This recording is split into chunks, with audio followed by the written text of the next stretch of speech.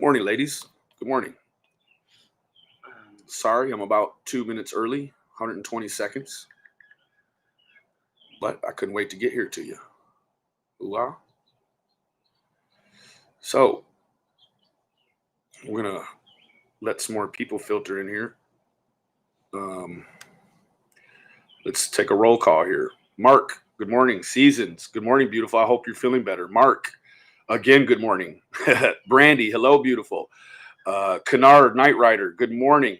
Amy, good morning, family. Who we got? Innocent until proven guilty. Good morning. Mackenzie Jade. Good morning. Innocent until proven guilty says she's ready to roll. TT. Who else? Shannon. Good money, y'all. Good money. I do want to start out with one thing really quick. Mrs. Squaltit, she's saying that my friend Shannon was wearing a wire and listening for the DA up on top of the hill. I can assure you right now, Squaltit, that is some sort of James Bond shit you've created and manifested up here. Nobody was wearing no wire. Okay, let's. Thank you. You're looking good too. Good morning, Tammy, Vicky, Rosie, Texas Tornado, Veiled Innocence. So yeah, that's sort of the issue pending with the Squaltit. So are the squad coming to Tennessee this weekend? I couldn't say. What I can say is that you hadn't seen any active fundraising going on. So I always looked for that as sort of them setting the groundwork for making that push out of town. So, I couldn't really say. I could say, though, that we know that they were supposed to had protested at Tucker Drywall on Christmas Eve, and that didn't happen. So that's Mama Keys. Yeah, that's Mama Keys right there. Hoo-ah. Sunshine is warming and beautiful. Oh yeah, that sun is just coming through this garage, and it's got this whole situation on cook. It's only 35 here. Yeah, I'd like to know what the hell all these Russians coming in here with these porn links are. Like, what are you doing, man? Can't you find somewhere else to solicit your pornography? I mean, what the fuck? Jesus. I heard a protest at TBI. I don't know what they think that's going to garner or render them, other than some handcuffs. Yeah, they are annoying. Porno people. I don't understand. Like, you come over here in a child's abduction case and you pass off your porno? Like, what the hell? I'm not interested this morning. Hit me up after dinner. I might take a link. Business must be slow. Yeah, business is slow. Nobody's slapping their meat around today. Let's go porn bomb some fucking true crime shit. Yeah. 15 degrees. I sure hate that for you, Season. You better stay bundled up next to a big Italian man named Sal. Pretty bracelets for all that come. Ooh, ah. Mother Goose OG in the house. So, last night, I think that everyone, I do want to take a moment and say to the moderators of this channel, you guys rocked out last night. I don't know, I think we were up around 2,000 or something like that. And, you ladies, every time I happen to get down in there and take a look at that chat, I seen you ladies just handling business like, I don't know, like fucking bail bondsmen. I don't know, like a fucking carpenter swinging a hammer. Like, y'all were taking care of them. Oh, TT. Oh, no. You better go get you a test right now, love. Don't even play with it. They're for free, right? They take just a few minutes. So go get you one. Go get you a test. Joan, you are part of Benny's Baddies. That's right. My best friend's daughter got caught reading porn. I don't know you could or would read porn. Oh, you don't remember the old forum magazines And, like maybe clearly you've never looked at the inside of a Penthouse or a Hustler or a Playboy. Like, there's pretty good articles in there. You have to get past your first emotion to get to the middle of the boat, to the book, though. Shit. Rap and Mark are honorary baddies. That's right. We do have some men over here that are baddies too. So, you guys know. Nope, just the pics. I like just the pics too, but once you've fizzled out, like, what's there left to do but read the rest of the magazine? That's what my dad claimed. That's right. I only have it for the reading material, not the spank bank material.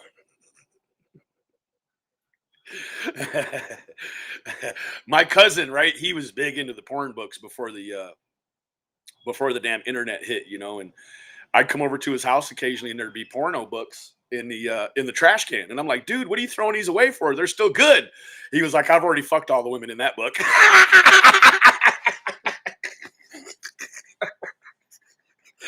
Gang, gang. Have a man read erotica to you and you will both enjoy reading. Where you both enjoy reading. Yeah. I can't get sick. Girl, you better shut your mouth. You ain't got no damn grandson. Fuck you mean. You look like you ain't even old enough to buy beer yet. Shit. Ew, sticky. So we're going to take just sticky fingers. When you wake up and the bed sheet is stuck to you looking ass. Gang, gang, Izzy. Blowjob Betty was begging more donations again this morning. Maybe she needs coffee money. She needs Starbucks money. That woman admitted to buying that house she lives in for $28,000. Like, I don't even know what the fuck you can buy for $28,000 anywhere in the world. Like, you couldn't even buy Don's house for $2,800 or for $28,000. Like, what the fuck what does the outside of this thing look like? Right? Like, fucking abandoned liquor store. My husband said this house is too quiet because I can't talk. Then if you can't talk, scream. Fuck it. Oh my God, you should never speak like that sitting next to your mother. Well, guess what? She just shakes her head. She just shakes her head, right? My mother is, we're best friends. So. And mothers know, gosh, guard your youngsters from porn because they're so influenceable at that age and they think that that's what love making is really like. It's not. We all know that, right? Yeah. So, I have a best friend relationship with my mom. We talk about everything. And that's the beautiful part about it, right? She's just like one of my guy friends or one of my gal friends, except she's my mom. So it's, it's kind of the best of three worlds. Really. And I can yell at him too. Oh, she does yell. Where the hell you think I learned to yell? Shit, fuck you mean. All right, so there's almost 200 of us in here. You definitely shouldn't speak on anyone's house while living in a garage. Gang, gang. He doesn't live in a garage. This is where we hang out because we don't smoke in our house and stink it up. Oh, Dixon, maybe you need to go soak it in cider. You seem very, very frustrated this morning. Yes.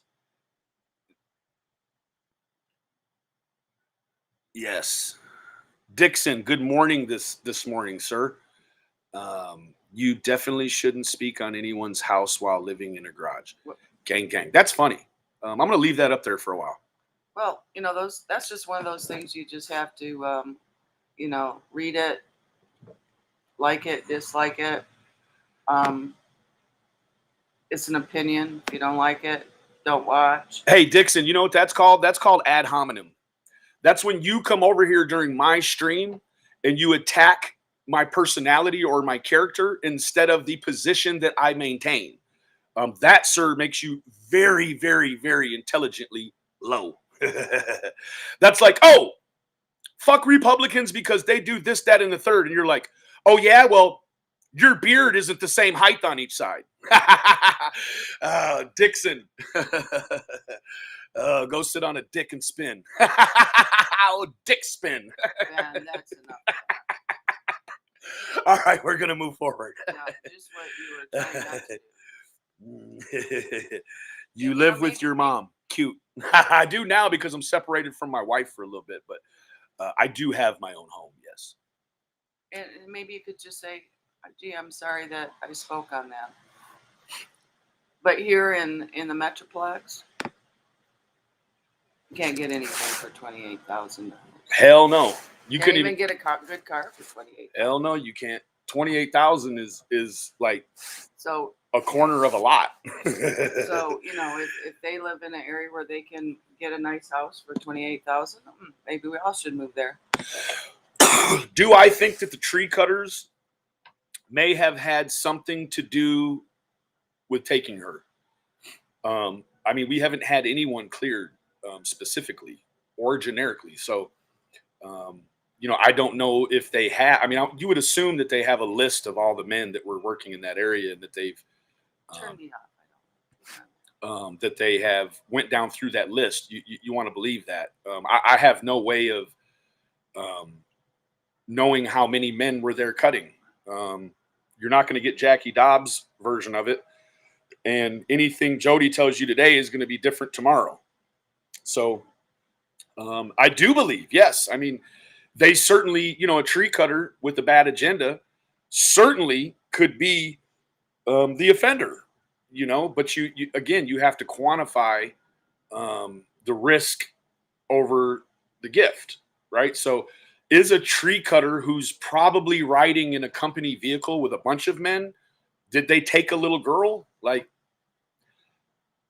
you have to make that make sense. You have to make sense now that potentially more than one person knows about the little girl being taken by a tree cutter. That's a lot more voices to tell, a lot more eyes that saw. So, I start to probably back away from a tree trimmer unless the tree trimmer had some sort of solitary behavior, or he was an outcast, or someone that we could specifically hone in on and know about their behaviors after, because that's kind of what you're also looking for, right? If you don't have any physical or forensic evidence, you're looking for someone who's had an odd change in behavior, made a geographical change, changed their appearance. You're looking for all those sorts of things as a tall tale sign that that this individual could be involved in something like this. So, good schmorning, everyone. Good schmorning.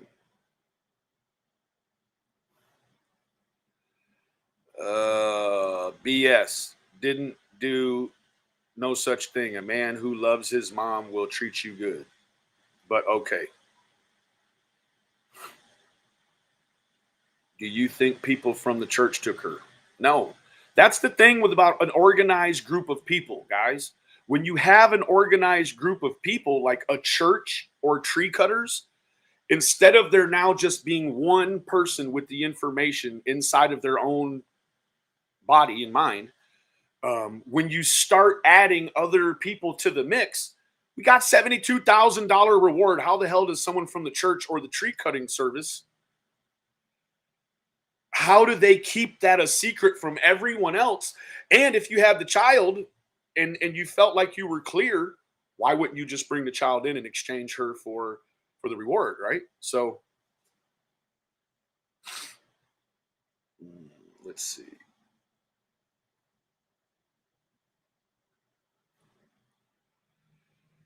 Okay. The tree cutters could be from anywhere. It's possible one of them came back. It is possible, but there would be, you would think there would be some sort of hang up about leaving the area and then coming back. That person isn't going to feel familiar there. And so it's, I don't know, like to quantify a tree cutter in the way that they would have to behave to come up there. Certainly it's possible, but probable to me, I don't feel like you could check it off the list of probability, but it certainly would because of the number of players involved. It certainly, to me, would start to look like something further down the list.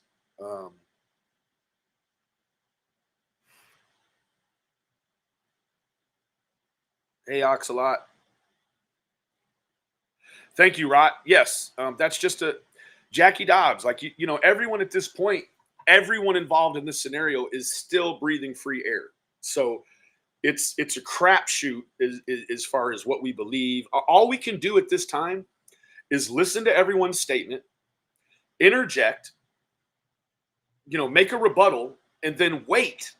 Like Jodie Sue is like a puppet, right? She really is. Like Jodie Sue, you can catch one of her streams or whatever you call that crap, and then you can retort and rebut to it, and then you can be for damn sure within a couple of hours she's going to be back on exposing the other part of her hand.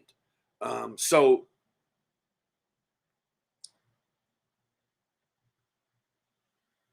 yeah, it's always bothered me too that her cell phone battery was dead, right? She let her child go with a woman that she hadn't seen in quite a long time, and she had no way to keep tabs on her child. So Oxalot, this is Katie Kang, evidently unblocked. Hope you are well.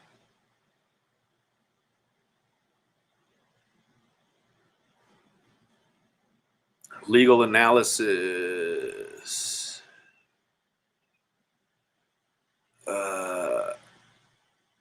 Legal analysis.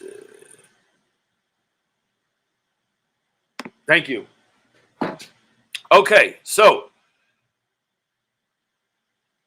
what I'm going to do now is I am going to, or coming back to see Jodie Sue. Good point. Like you don't know. Benny, read my question above, please, sir. Just retype it.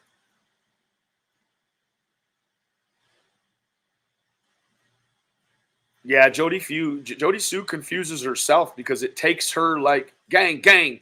It takes her like many videos to get the real substance. Like the thing she wanted to say is buried in all the bullshit, but it takes 3 to 5 videos to get it all out sequentially. So I don't know. Thank you, Ladybug. Good morning, Bieber. So what we're going to do really quick is we're going to push through a portion of Jodie Sue.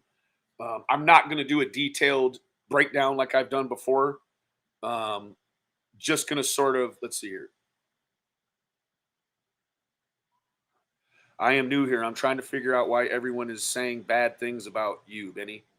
We'll go look at the things they do and then come back and look at the things I do.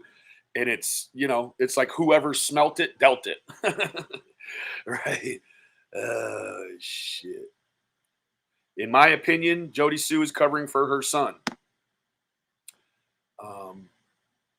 Possibility. Very possible.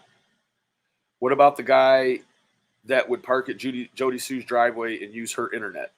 That wasn't Jodie Sue. That was at Andy Bernard's house. And I was able to corroborate that. So we had an individual in Randy Haas. He was I believe a Sullivan or Hawkins County corrections officer. He worked in the jail. And he was subsequently convicted of taking pictures of Boy Scout boys because he was a troop leader.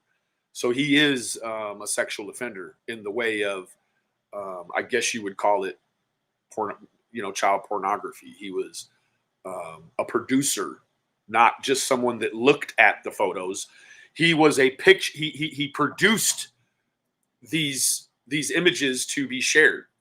So.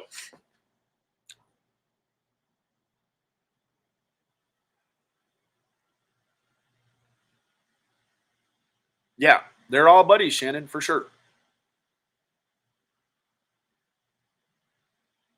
All right.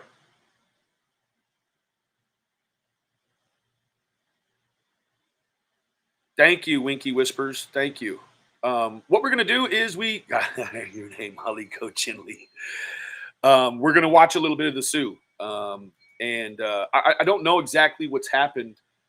She certainly is not being as vocal as she had been in the past. So the audio is a little bit low. Now, I will be jumping around a little bit here and there. I'm not going to go all the way through her whole deposition here this morning, but we're just going to go through and we're going to catch just whatever kind of organically comes to the surface. So, how did I get involved with the Wells? How did you get involved with this case? Same way you did. I was just a really nice guy that cares about due process and innocence before guilt, and they just allowed me to come right in. It was it was a seamless transition to not being a part of the case internally to being a part of the case internally. So, look at all the people that have passed before me, right? There's been many people who tried to do what I'm doing, but they didn't have the glue to hold it all together. Most of these people last a very short time, and they think that whatever they've gotten in the way of video screen records or screenshots, all whatever BS, that stuff, it doesn't make anything. What is your name? Man, come on with the weird stuff, bro. Man, look here, man. I'm not in the mood for it. I mean, I'm real sensitive this morning. So, yeah, Jodie Sue had to lie to survive. That's it. She dealt with a narcissistic psychopath, a narcopath. Donnie, good morning. Good morning, Donnie. So, we're going to go through the Sue a little bit, and we are going to just take a gander at what she has to say. I have not previously watched this, so I am complete. Now, there is 2 videos, and I'm not going to go through both. I didn't even pick the most recent video. I just chose to pick one she did earlier in the evening last night, and then she made a subsequent video after that. So I'm just going to go through this first one because what I know about Jodie Sue is if she does 2 videos back to back, the first one probably has the meat in it. The second one is just going to be fluffer activity, right? It's just to keep the situation hard. So, without further ado, we're going to go ahead and jump into a little bit of the Sue. We're going to translate the new whale call, right? Every morning we get a new whale call. So we've got a new one this morning. Good morning to you, Donnie. I hope that you finish some drywall today, brother. All right, here we go with the Sue. Oh, the Sue.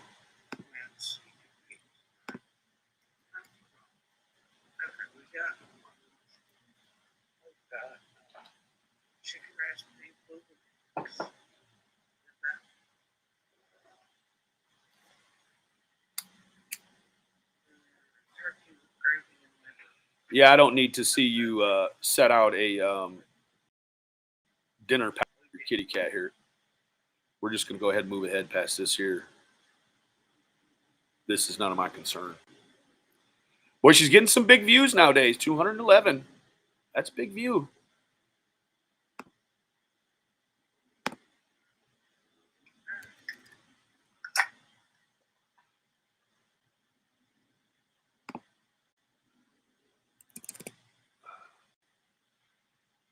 Oh, that's troublesome.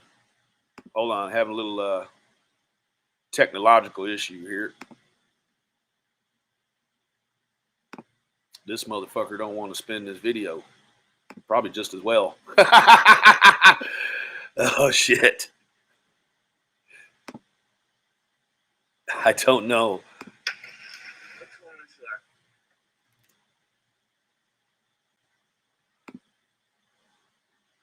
Oh, the Sue.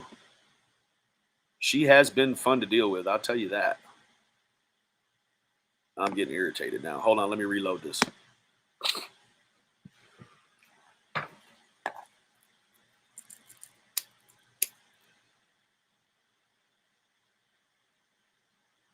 I'm really kind of let down because the last time she did a stream for me a couple of days ago, man, she put her hair down. She put some grease on her lips. She looked real feminine, right? And it was pretty easy to accept that message when she looked like that, you know? So this fucking thing. What the hell? There we go. Rest. Got one fucking haircut.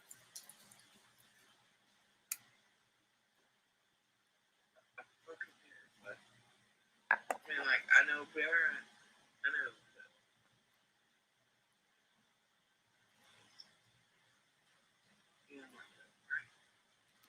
I'm having a real hard time hearing this bitch's audio. So anyway,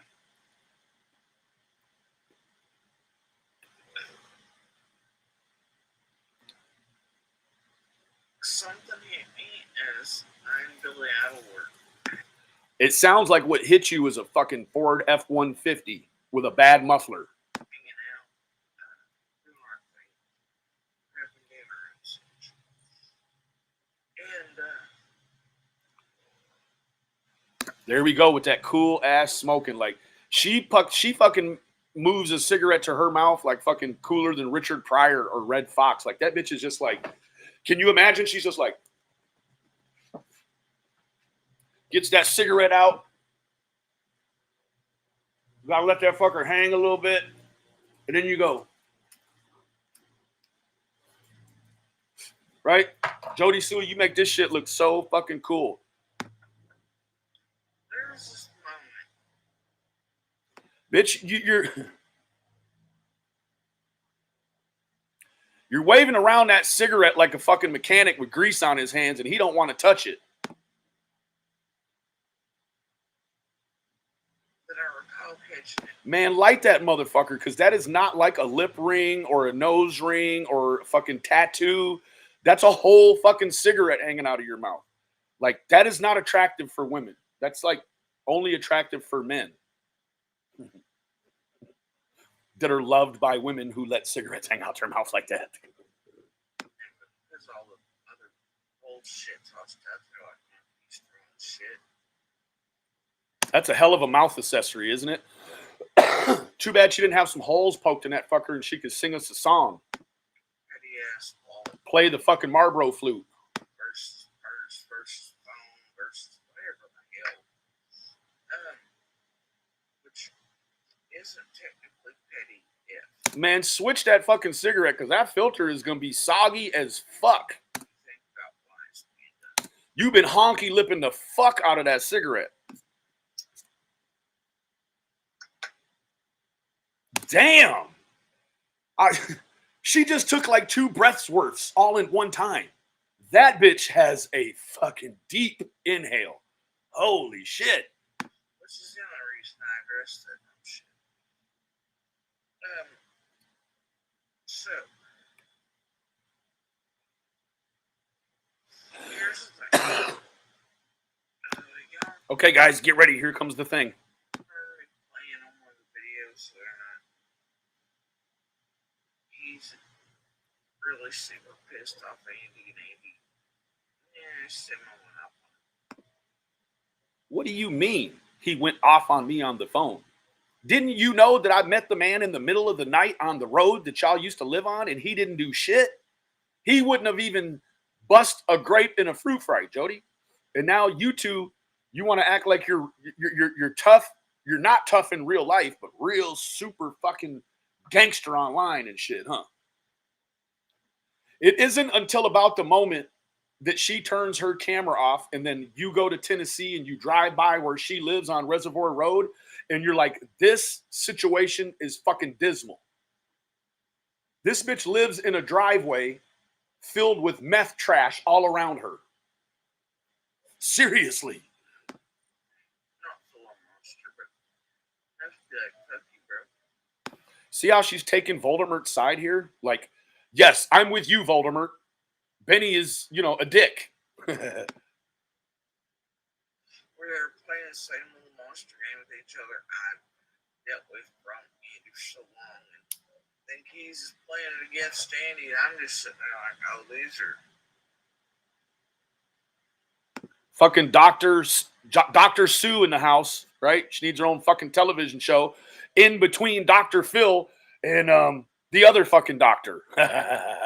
We need to have 3 hours in a row of doctors, Jodie Sue being in the middle. Did this bitch even fucking graduate high school? But all of a sudden she's got a fucking psychiatric degree to be diagnosing men? Holy shit. Jodie, for you to diagnose a man that you are in a relationship with is called a conflict of interest, bitch. You have to leave him before you can unmedically make that diagnosis, bitch. I'm sorry, Betty. Dude, you remember this? This is exactly how you fucking did me every day, except on a grander scale. I'm guessing that it's you that has the issue with your memory because I don't have a story that changes. But you do. Bigger master scale now here. He's same shit's being used, man, against you like you're not catching on to it. Master scale. Is that something you use when you and Andy sell drugs, Jodie? The master scale?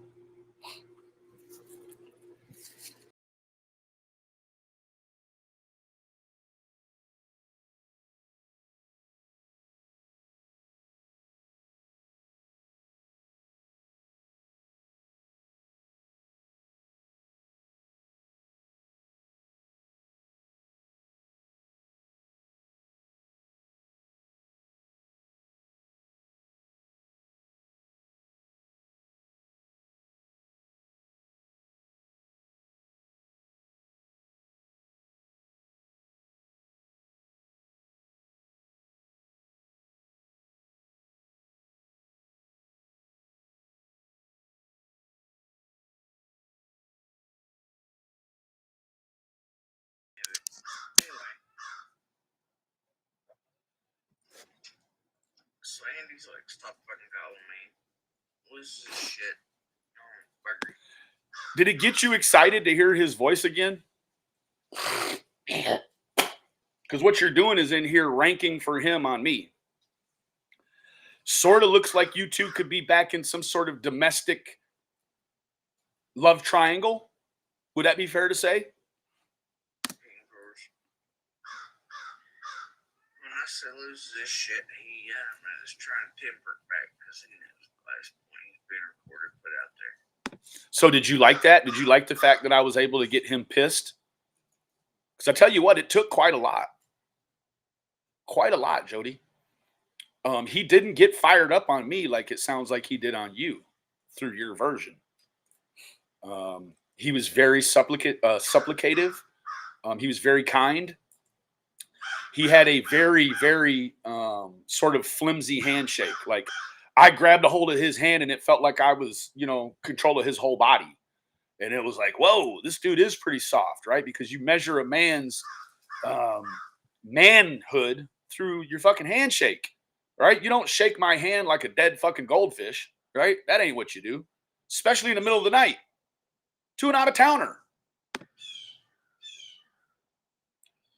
he still couldn't quite. I think it's hilarious that you people talk shit on the internet, but didn't talk no shit while I was there. That's so funny to me. You people are cowards. But anyway, he gets fed up, makes up it. But there's a moment in that call where he's like, it's weird. Suspect is driving up and down your own fucking road. La la la la la. Just, the fuck did you just say, dude? That suspect that somebody's driving up and down their own fucking road and driveway. Okay, Jodie Sue, let's be very clear here really quick, you fucking rocket scientist. People who live next to crimes have historically been involved in said crimes. And so just because you live on the fucking road doesn't mean you're cleared as a suspect. What it means is you were seen on the road. That's all it means. It doesn't mean that Jodie Sue comes here and fucking, softs it over for fucking Voldemort. She's working for him on his team. I didn't say anything about her driving and being seen on the road. I said something about him being seen on the road. Now, Jodie Sue, you said he pulled up and talked to Candace and that was around 4:30. Voldemort said in that same conversation that you are dissecting right now that he was on that road after what time, Jodie? 6 p.m. That's an hour and a half difference. You do know that, right? I mean, you can tell time, right?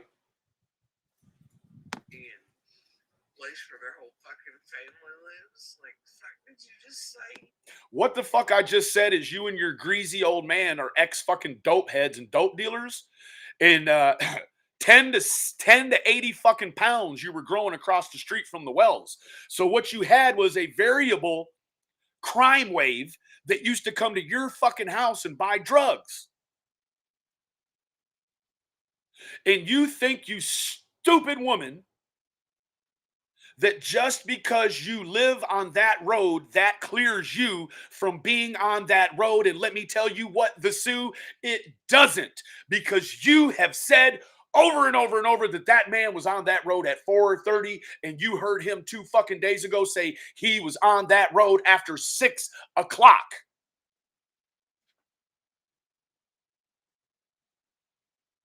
Tell me what you really mean.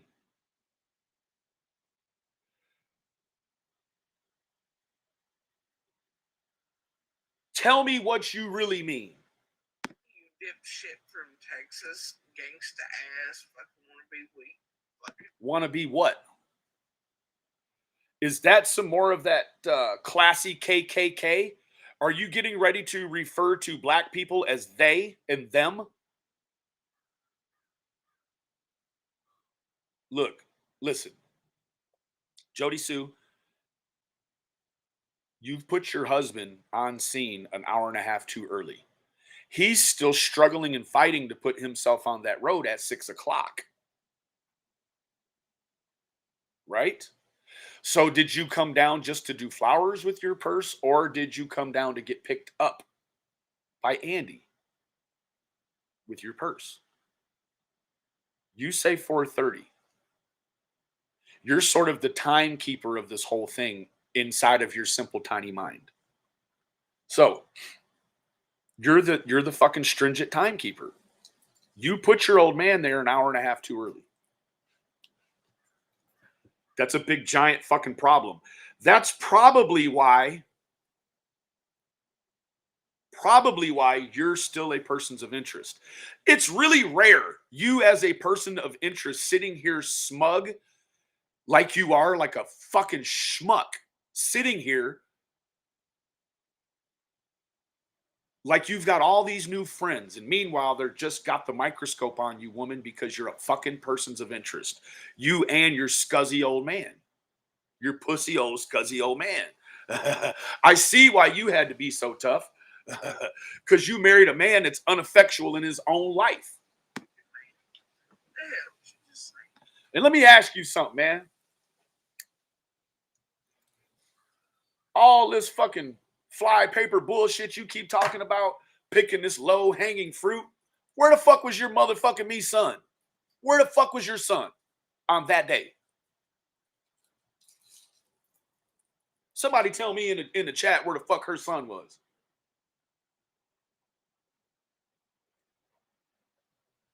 She's smug as fuck. This bitch acts like when she sits down and goes number 2, it don't stink. That's what she's acting like. She acts like she don't even have a butthole.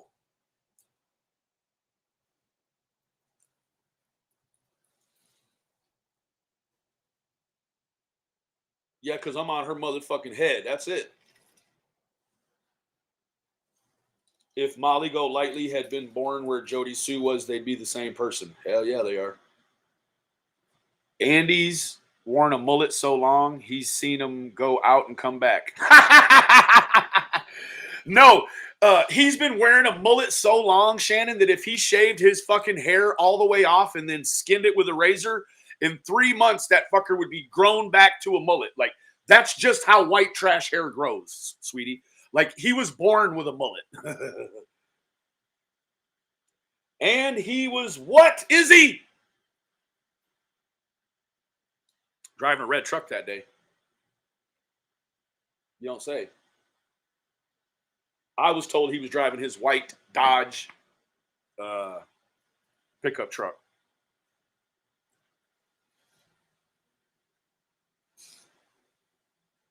And claimed she babysat them and acted like she cared about them so much.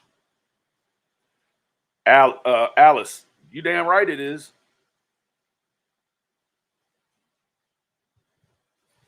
You had a mullet and your brother had a rat tail? Cool.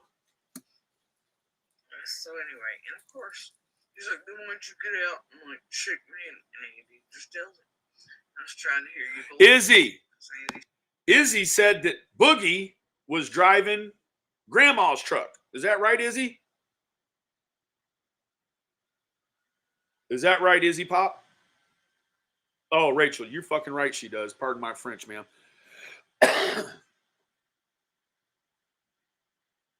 Theo, go ahead and unsubscribe and resubscribe. Yes, Alice, I think you could be right. Don said Jodie never babysat his children. Just the change in this woman in the past 6 months is alarming. All the contradictions in her story flat out lies. He's still a little confused. He thinks that's a voice he should be listening for on those death threat calls. Hey, Jody, Mark says put your teeth back in. He's making breakfast burritos. He don't want you to spray nothing on him. Coming in him and his family. Still a little behind. I can't help that. Oh, yes, you are. So I do believe you are operating on a 9th grade level. You're way behind. About 22 years behind. Just record every single fucking one. And record every single. So she records every one. Was that my videos? She records every one of my videos and then reports them? Who the fuck you think you are? The police?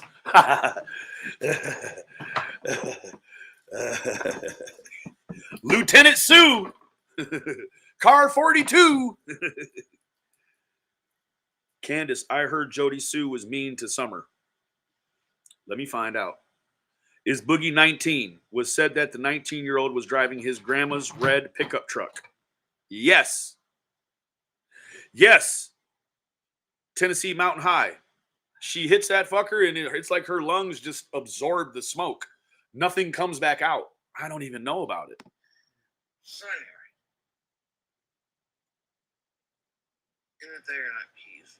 Again, this woman has some sort of cancer throat disorder, and she's just fucking knocking them reds back like, 6 or 8 at a time. I promise you, all that shit's connected. So anyway. She sounds a little bit reminiscent of Larry King. I don't care how much that motherfucker wants to play stupid. Look at it when he leaves his fucking tabs on. What do you mean? Everybody has tabs open. That doesn't even make any sense. I mean, I keep a few tabs open. Your whole fucking existence is wide open. And you're worried about a couple of tabs in my life? Jodie Sue, you cannot point out a twig in someone else's eye when you have a log jammed in yours, madam. You just can't. It doesn't work that way. Dumb shit. I'm the dumb shit. But you're living in a trailer. Banda, you're starting to shame again. Sorry. You weren't going to do that. You're right. Anyway. But they like it when I do it to her. Because she's doing it to me right now. It's one of those, gee, thank you for your opinion. Yeah. Thank you. Thank you, the Sue.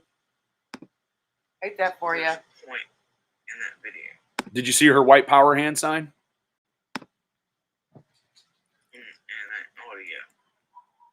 I don't want to mind it. Well, you don't have to get up motherfucker clicks and views. She's slurring her speech. Like a motherfucker, right? Please, for the love of God. She's on pills.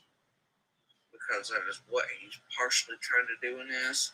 Because his other channel got taken down. Mom said it. Thank you for your opinion. Thank you for your opinion. Slur you very much. Because he had put out, no picture of where I and my children are, which puts my children in danger of kidnapping. I mean, Nobody wants to kidnap your fucking children. I mean, their own dad doesn't want them. So I don't think you have to worry about someone taking your children. If someone takes them, Jody, they got to feed them. You seen the head on your son?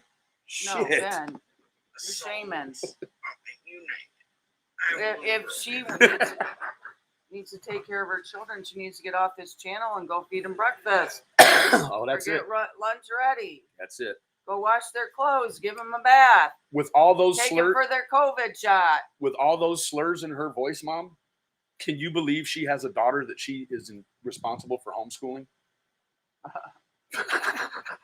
Mom Well, said, you know, it depends on the age, and maybe her child has a level of brilliance that just needs mild instruction. But I think the studies have proven that without involved parents, these kids are failing. ooh, ah. Okay.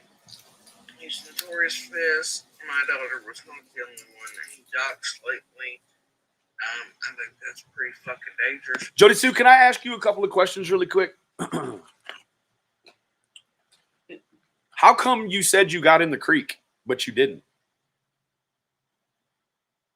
How come you said your old man pulled up on the scene at 4:30, but he just said 2 days ago on my channel he was on that road after 6 o'clock?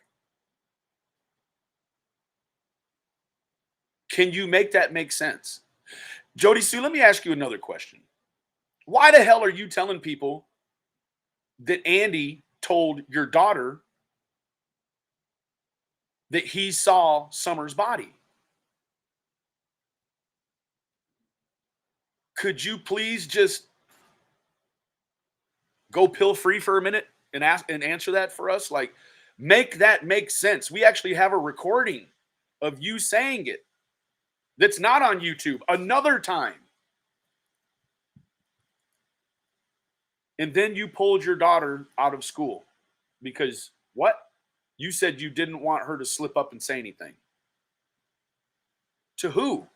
You mean your daughter possesses the information to solve this crime and you pulled her out of school so that she doesn't tell anyone?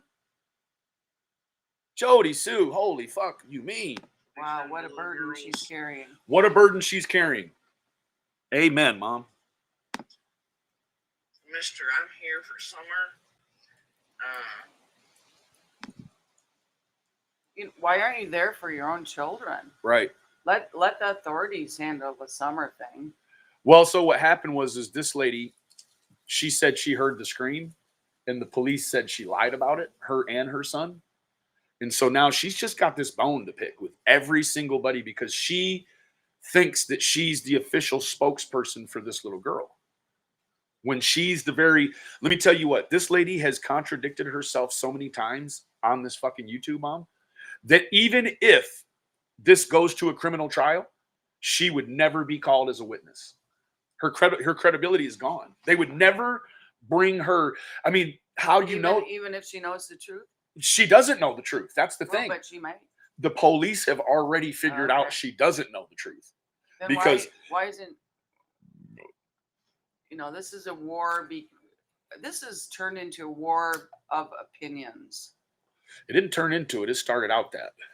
Because the problem here, Mom, is that some of the people that are less educated than the rest of us, they actually believe that their opinion is factual. They think that their opinion is the fact. Well, everyone is entitled to an opinion, but I certainly wouldn't get live on a YouTube channel and spout off lies. She does it every single day, sometimes 2 and 3 times a day. And the thing is that anything she's added to the investigation, it's just muck the water. It's just unfounded. This woman said she saw the suspect face to face inches from him. Can she describe them? She says she can. And she tried to get people from offline to find her a sketch artist. Why wouldn't the police just send a sketch artist? Absolutely. It's because they know you didn't actually see the perpetrator. They have corroborated out the fact, they've ruled out the fact that Jodie Sue actually ever saw an offender. Well, in reality, maybe she did. But under the influence of whatever it is that makes her word slur, it's foggy. Well, so the deal is that was the first thing that they unfounded. Now, let me tell you this, Mom.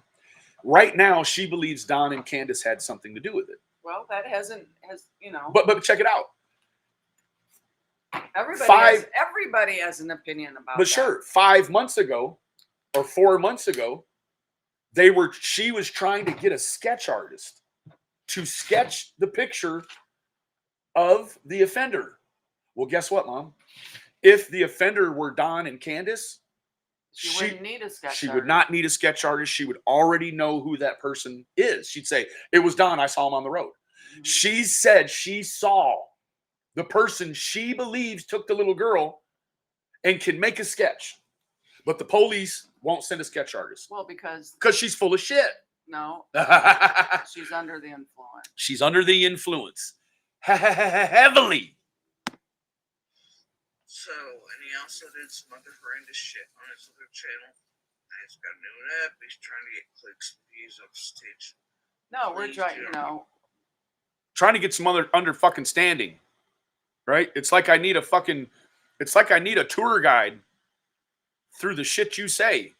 But I need one that speaks the kind of English I can understand. Everything. There are others that play that. It is literally on videos down through here where the audio is there. Please do not go give him clicks, likes, views. I'm bringing you clicks, likes, and views right now. And you're doing this to be seen. And only 200 people saw you. So where are we at right now?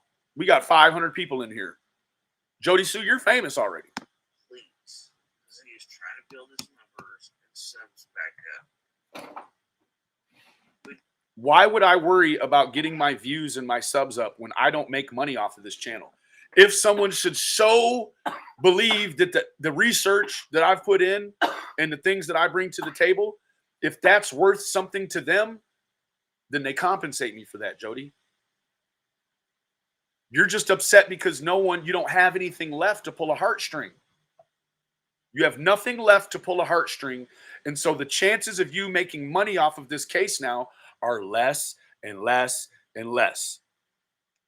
Yes, Jodie Sue is going to be the new Voices on Dipshit's panel. Absolutely. Well, that's their opinion. And they're entitled to that. Yeah, absolutely. That's a great thing about living in the United States of America. We have so many rights. That's why there is a channel like these. She also said, and that's it, Selena. She said she saw the man at a jumble sale a holler over, and it was the same jumble sale that Grandma Candace and Miss Candace bought the clothes for summer to go to school. She said she saw the man. He's darker complexion, like olive. Don is a fucking cracker white boy. The person drove by in the van at the yard sale she was at. She said she saw this man every day for 2 weeks. But why in the hell won't the FBI or the TBI or Hawkins County send this woman even a volunteer sketch artist? Even a 3-year-old that can make stick people real good. Why? Because they knew she was completely unreliable.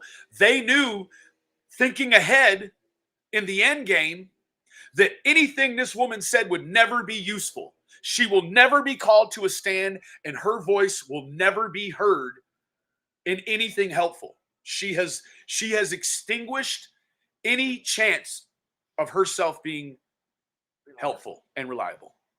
Yes, she gardens with her purse. Mom, do you ever go plant flowers with your purse? No. We don't do that anywhere.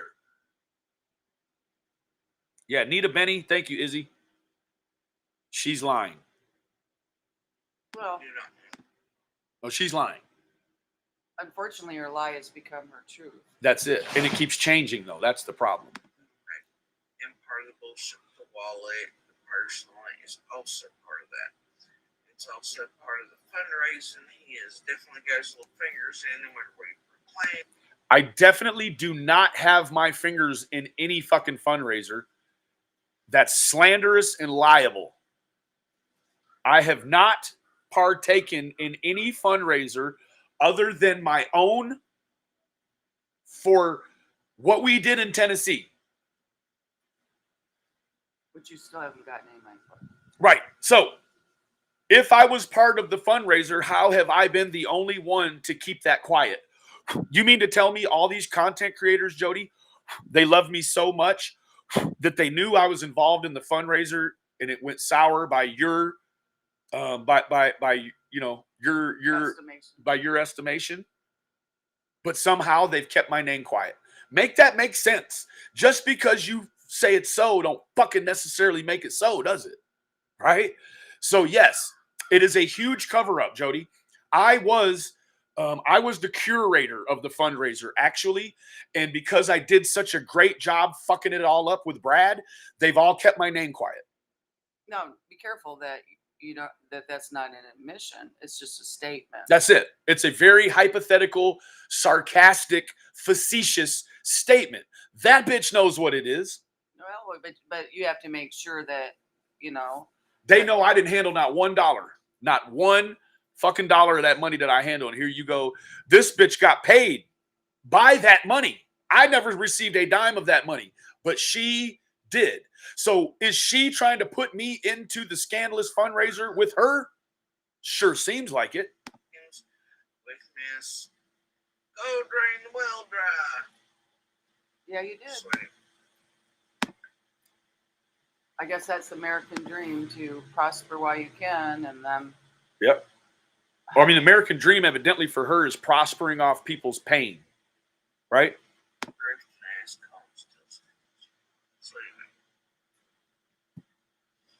mean, hell, I didn't have to say it like literally. They did that themselves. I don't know what to tell you. So anyway.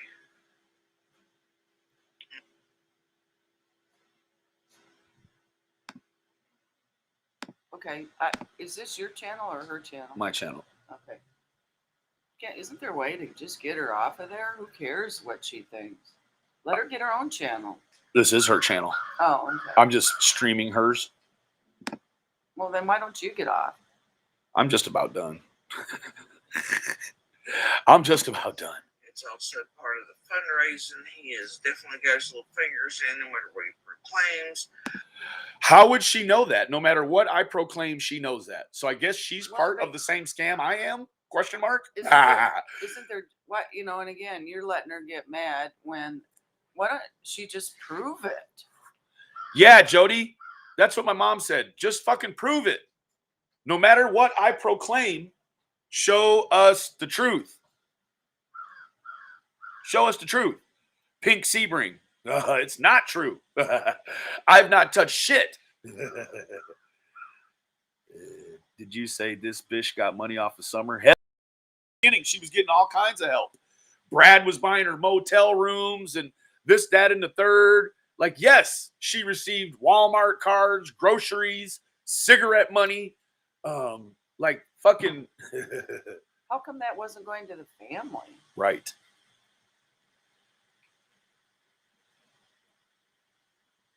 That seems skewed. Yep. It's like this was her worst nightmare. Oh, Benny, you got to listen to the other one. She's literally trying to extort money out of Penny. Well, let's go take a look at that one then. Fuck it. I'm flexible this morning. What, for the fake COVID cards? No, this is another lady. No. Not you, Benny. Anything. I don't know anything about your business, bro. Okay, cool. Thank you for clarifying that. You know, this ends up being a lot, right? Like anytime that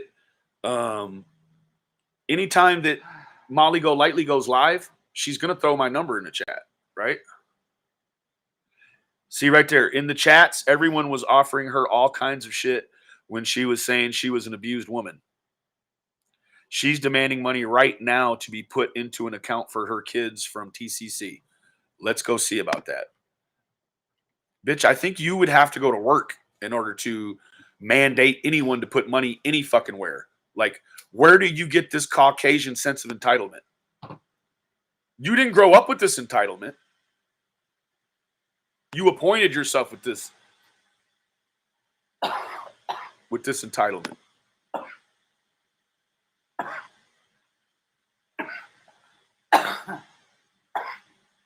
She was an insertion. Hell yeah, just like a tampon. Then Sorry.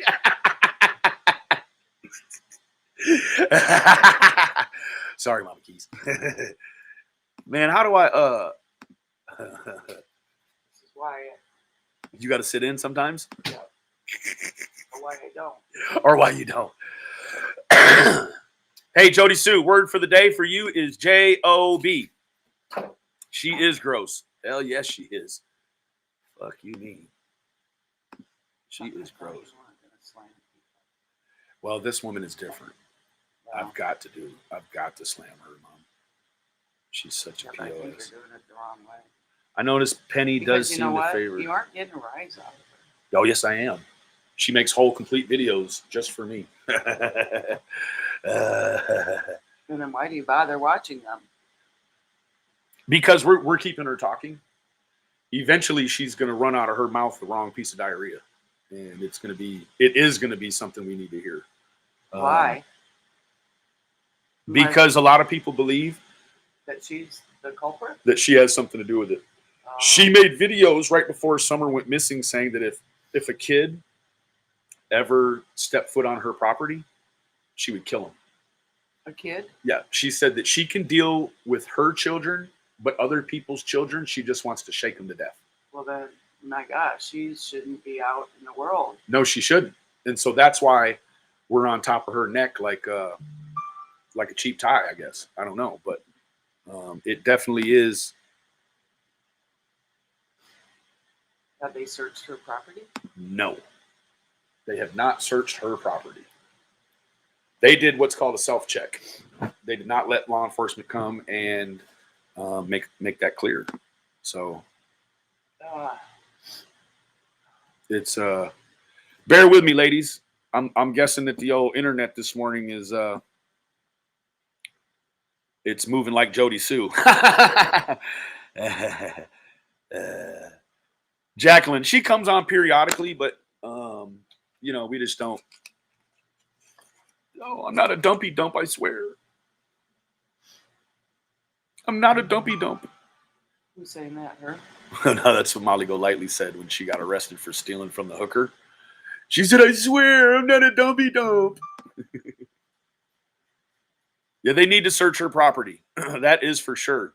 Like, I don't know how the fuck you live right next door to the wells where a little girl goes missing, and you're not forced to have your fucking property searched. Like, that doesn't make any sense to me.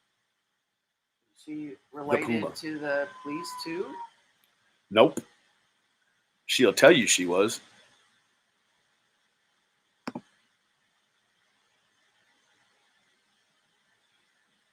Yeah, Don was saying from the beginning, check the neighbors' houses. Yes, he did.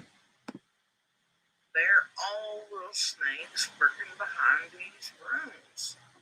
They work together. They're not separate. They're not enemies. It's a fucking soap opera. No, let me tell you what. I absolutely do loathe every single person except for Penny and a few others. Every single other person, I wouldn't fart in their mouth if they were stuck underwater and they needed one more breath to pray to God. I would not offer them a fart out of my butt. Nor would I piss on them if they were on fire once they got out of the water. Okay? Fucking soap opera that all ends up filtering money. I have no reason to lie. You do. But you did. But you did. You keep lying over and over and over again. And hell, even them idiots got on a line there a while back. By the time because I kept raising hell after they ditched old Brad Rashawn, like I told you they were gonna do. You see how she moves and adjusts, the whole trailer shakes? Like, if the trailers are what is it? If the trailers are rocking, don't come a knocking. This fall guy for the billboard theft, Why?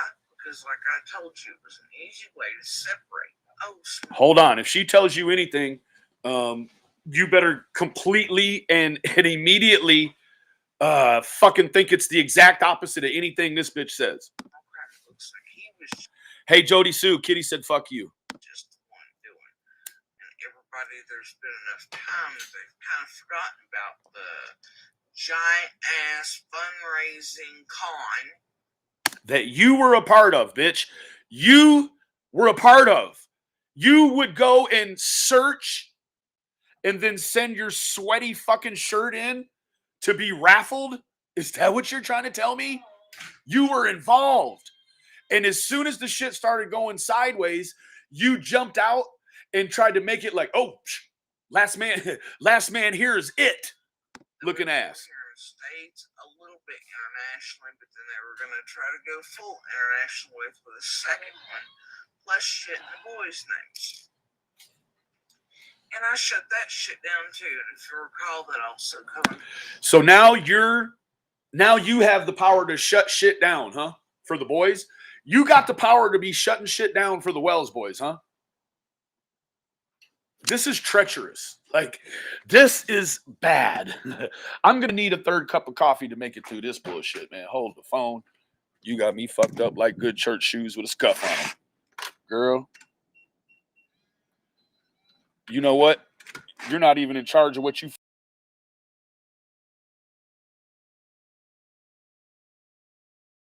fuck you mean. Hold on.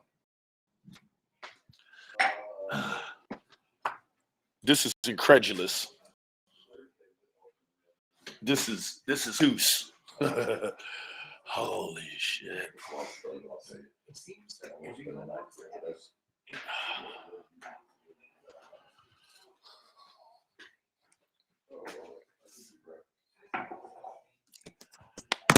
Hold the phone.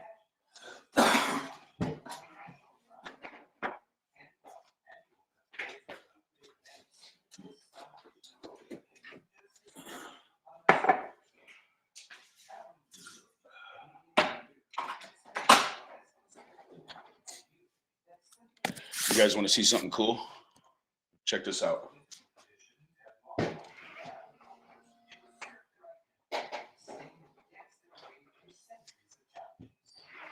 Isn't that dope? That's super cool, isn't it? It's actually new technology that they put on the doors of the space shuttle. Oh, no, I'm just kidding. But that's super custom, right? Look at that. Hold on, watch.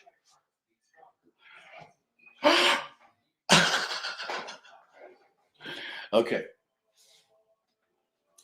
Yeah, it's not a sophisticated garage, but the inside's pretty sophisticated. Hold on one more time. Do this. Like just the lightest. I see people come around here and they're like, bam, bam, like it's UFC. It doesn't. It's just like,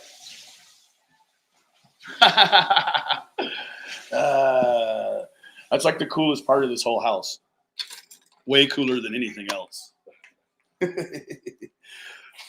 Oh, and they also have a REMI, which is, there's no hot water heater here. They have a box on the wall that heats water through a turbine jet as the water goes through. So it's just hot water on demand in as much as you want. So the house is really, it's pretty cool. Some of the features that they have here. So, yeah, sorry, in mom's garage. I'm almost done, guys. Hold on.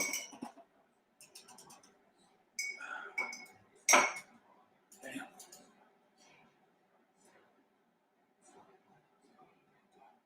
All right. Just bear with me. Thank you for taking the break with me. I have to put a little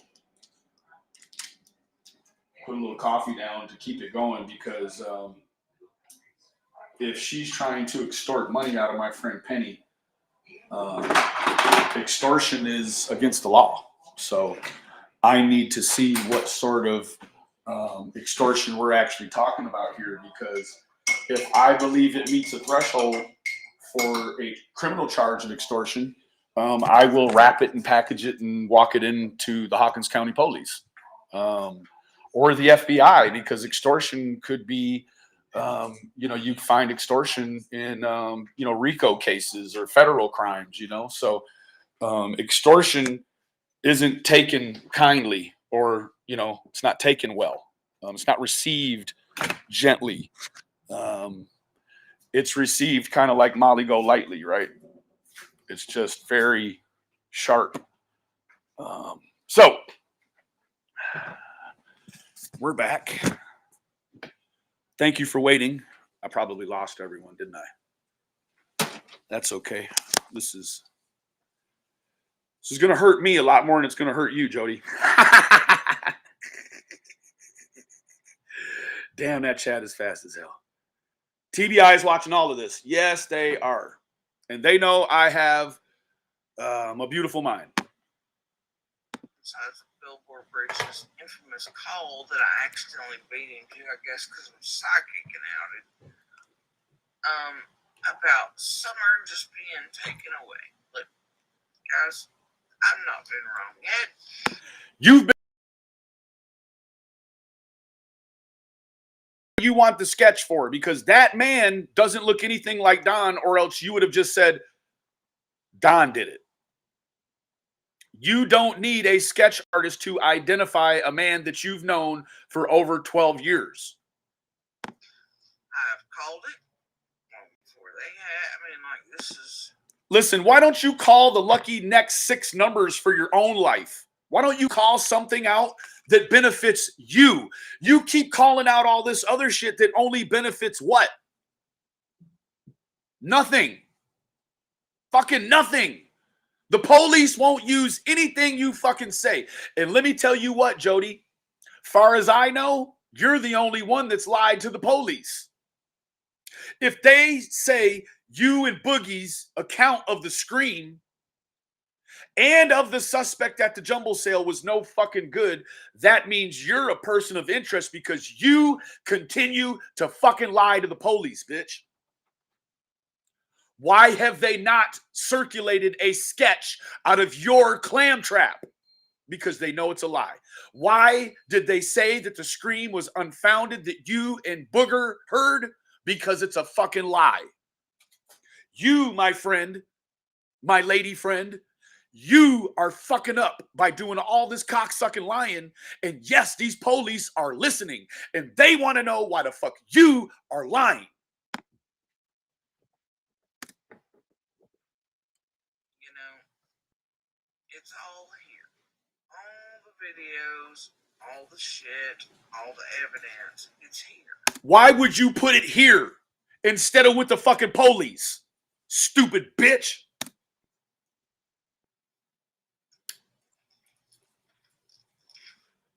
And there are some of these creators that weirdly enough started YouTube's weirdly enough. Oddly. I'm not even sure weirdly is a word. It's oddly. That is the word that you are scratching for. Named after You fucking articulate nightmare, you. Summer's favorite character. She acts like favorite character. She makes those air quotes like she's the little girl's mom and she knows better what the little girl likes than anybody in the fucking world. I think she thinks she is Summer Wells reincarnate. You fucking idiot. Days before she goes missing. Jodie Sue, let me ask you a question. How come you knew, or people are saying, credible sources are saying that you knew she was missing before anybody else?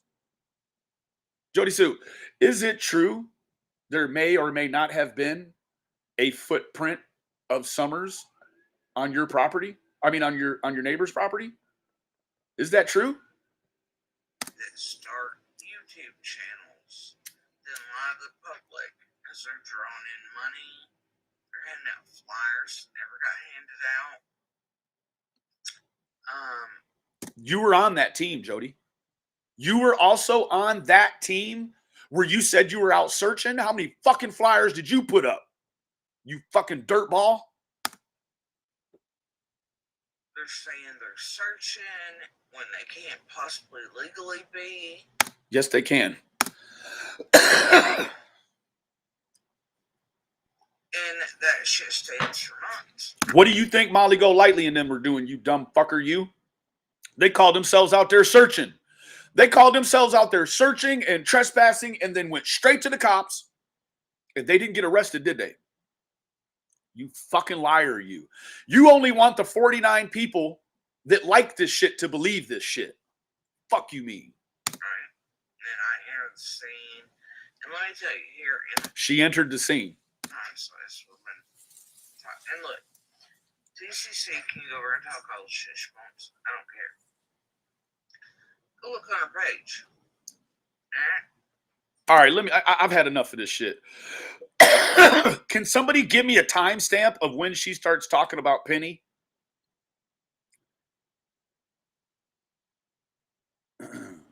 Please?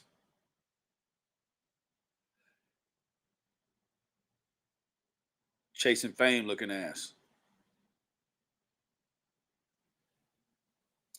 She wants, when I hear how she talks, it's like I would like to push her from the stairs shouting, fucking faster, bitch! Spit the balls out and speak English, Jenga says. 25 minutes in. All right.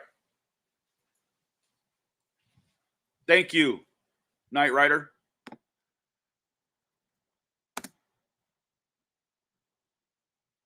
Oh, of course. I don't know what's up with the internet right now. It's fucking tripping. 25. Let me reload real quick. Oh, she got 91 likes since we've been watching this. I apologize, ladies. Here we go.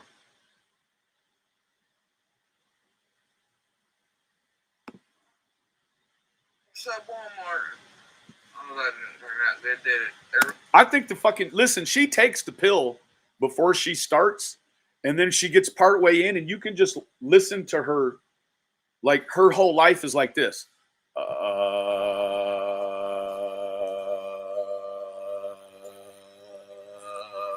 Even when she fucks, she's like,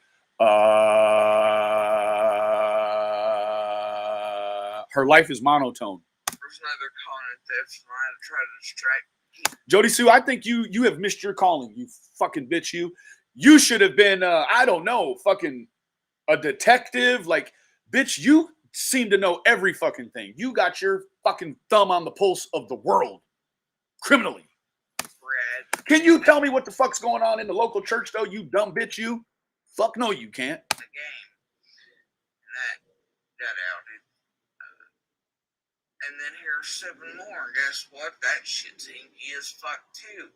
And I'll tell you, there's a bunch of us who still care, and we're still digging, and the receipts being shown for that shit don't quite add up. Either these 7 static billboards that are going up for the people involved. Something out in Denmark. The con grift, it ain't over yet on the billboards. Wonder how Brad's fake cancer's going, though. Anyway, thing is, Go to the 25 minute mark. That's where I'm at. I'm at 25 minutes right now. I've told y'all once. Ain't nobody crazy. Bitch, you are crazy and all outside. Hey, Yahoo, there's evidence. There's evidence. Bitch, no, there's not. Any evidence that you've tried to add to this whole fucking mix, the mixture, the ingredients, the shake up, the bake, the pot, bitch, it's not a part. She tries to add an egg and they're like, no, Jodie. No. She keeps trying to be a part of this shit. I'll tell you what. I think this fucking whore, she wants to jump right off of the fucking Facebook dick and right onto a Netflix dick. I think she thinks that this sort of involvement is going to get her written into a script somewhere. I'm almost fucking sure of it. You know, and they thought they got an easy mark, and they didn't. But here's the thing. Yes, they did. You are fucking the easiest mark, right? There is no criminal sophistication about you whatsoever. I mean, you weren't able to even keep yourself from being charged with the fucking drugs your husband was growing, that you knew he was growing. He's in those messages because that's one of the videos he managed to roll over for some reason. He didn't want to show up conversation because people like me and others could see what he was doing. I showed the whole fucking conversation. Fuck you mean, Jody? Because the whole time, for all that time, I wouldn't talk to Keats.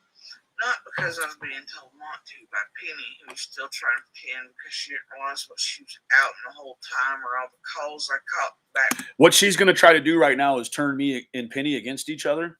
It'll never work. That's my homegirl, bitch. That's my friend. In real life. Like, we have stimulating, educating conversations about true crime and the details that lie within. You could never say anything that was going to make me turn on Penny. I promise you. Let me tell you this, Jody. I've known Penny's whole information, her whole life story for about 3 months, 2 months now. You want to know what I know about Penny, but for what? Just so you could do her harm? Do her family harm? Also, bullshit.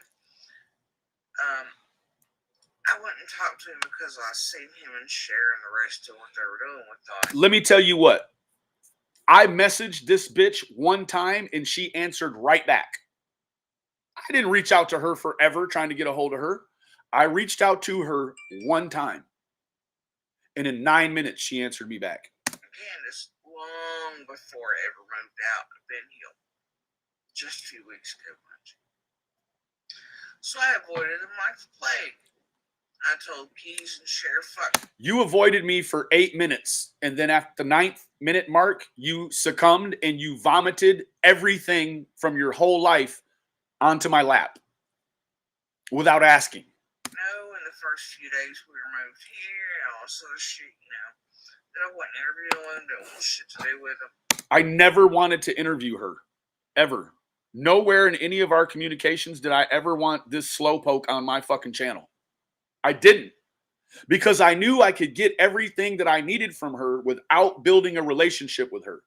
I didn't have to deal with the flip-floppiness of this broad. Hey, I want to take a second right now to plug another video I got coming on tonight. It's a shameless plug. But it is for Molly Go Lightly. Molly Go Lightly, thank you for putting my number in the chat so incessantly, because 2 tacos, not 1, not 3, but 2 tacos contacted me yesterday. We're friends now. I know everything in my Jodie Sue voice. We're going to do a live tonight between 8 and 9 where we go through the last 3 years of behind the scenes of Molly Go Lightly's disgusting fucking life. Let me give you a prequel really quick. Molly Go Lightly gets ordained online, flies to Dallas, steals 9 Xanaxes, goes to try to ordainedly minister a marriage to 2 tacos and her wife, slurred her way through it, got done with the wedding, went back to the room, was barely conscious, asked for a massage. Someone thought it would be funny, not 2 tacos and not her wife, but someone else thought it would be funny to stick a toothbrush in your butthole. And you didn't stop them.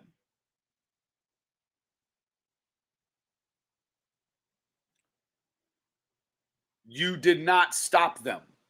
I don't know which end of the toothbrush they put in your butthole. I just know one was put in your butthole during a massage. And I didn't have further contact. End of shameless plug. But look out for it tonight between 8 and 9. Until, I don't know, whatever those fucking messages are. I go back and look at the date. But anyway, I'm not done. It was so bad, Dumpster Clip, that 2 Tacos wants to completely redo their marriage ceremony. That bitch slurred from "We are all welcome here" all the way to I now pronounce you wife and wife.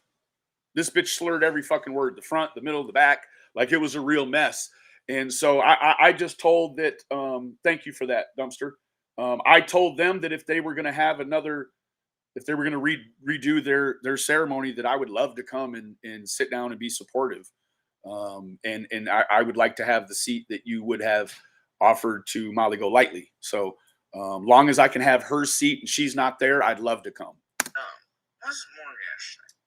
Keys was trying real hard during that conversation to butter me up and thought his little silver fork tongue was going to work in a minute. It did work. Let me show you really quick how it worked. I mean, a lot of you haven't seen this, maybe. She's saying it didn't work. Let me show you how it actually works. Because you know I don't come here and do no lying. You guys know I ain't got to do no lying. The fuck I look like doing some lying and shit. No. Manipulation. He's a nice guy. He offered Doc Brad for me and offered Doc Squall. And I sure did. And I never did either, did I? Guess what? I also promised to help you get some money to move out on your own again, like you're 17 and wild and free. I didn't do that either. So, yeah, to a scum bucket like you, I'd offer to clean you up if you told me all your dirty secrets first. Jodie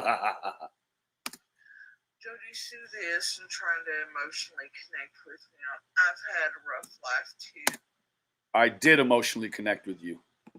You told me everything. Everything. Everything. Blah, blah, blah. I know silver tongues when I see them. Why didn't you run the other way then? Instead, what you had was a fucking 60-day conversation with me where you dumped your fucking innards on me. So I let Keys do what Keys thought he was good at in the messenger, while I did what Jodie Sue was good at. I was like, all right, whatever, Keys. Whatever, Keys. Let me just tell you my version of the fucking skewed truth that keeps on changing every 45 fucking minutes. You know, and I was digging on my own.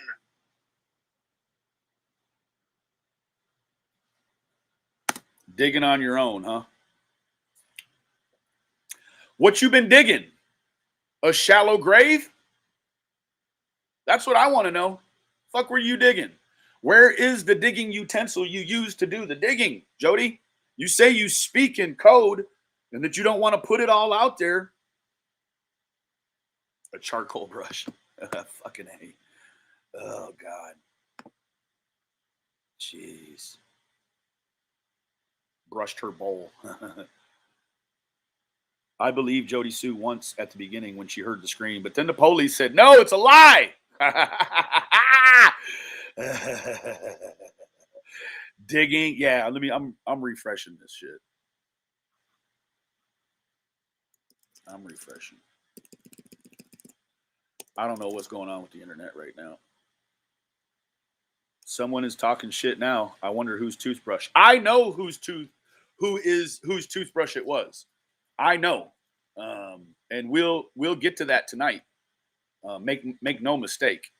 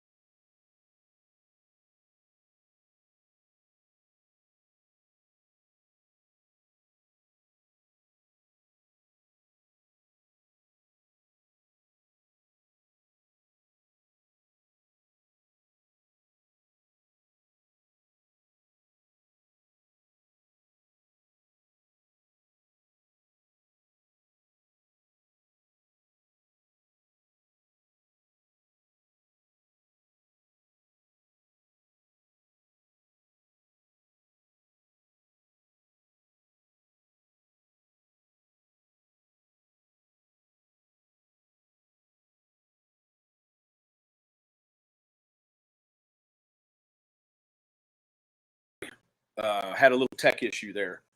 The internet just completely took a nosedive. So let's try to move on through this here.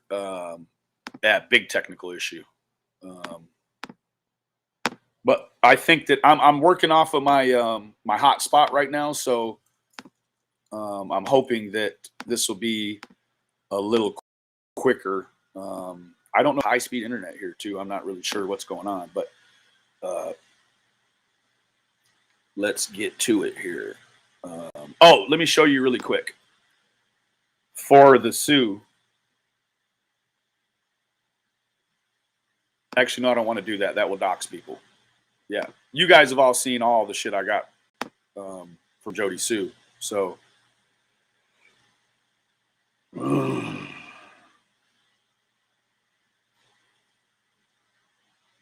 Sorry, guys. This is not how I wanted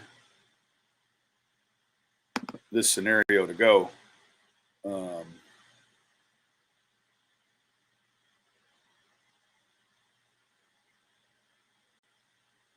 Jodie Spew. Good one, Mark. Fucking good one. Jodie Spew. Perfect. Okay.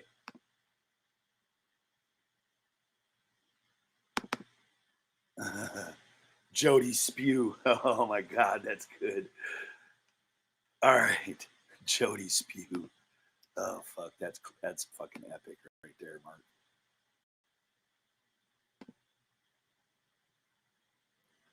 No, girl. Slips for too many and do great, alright?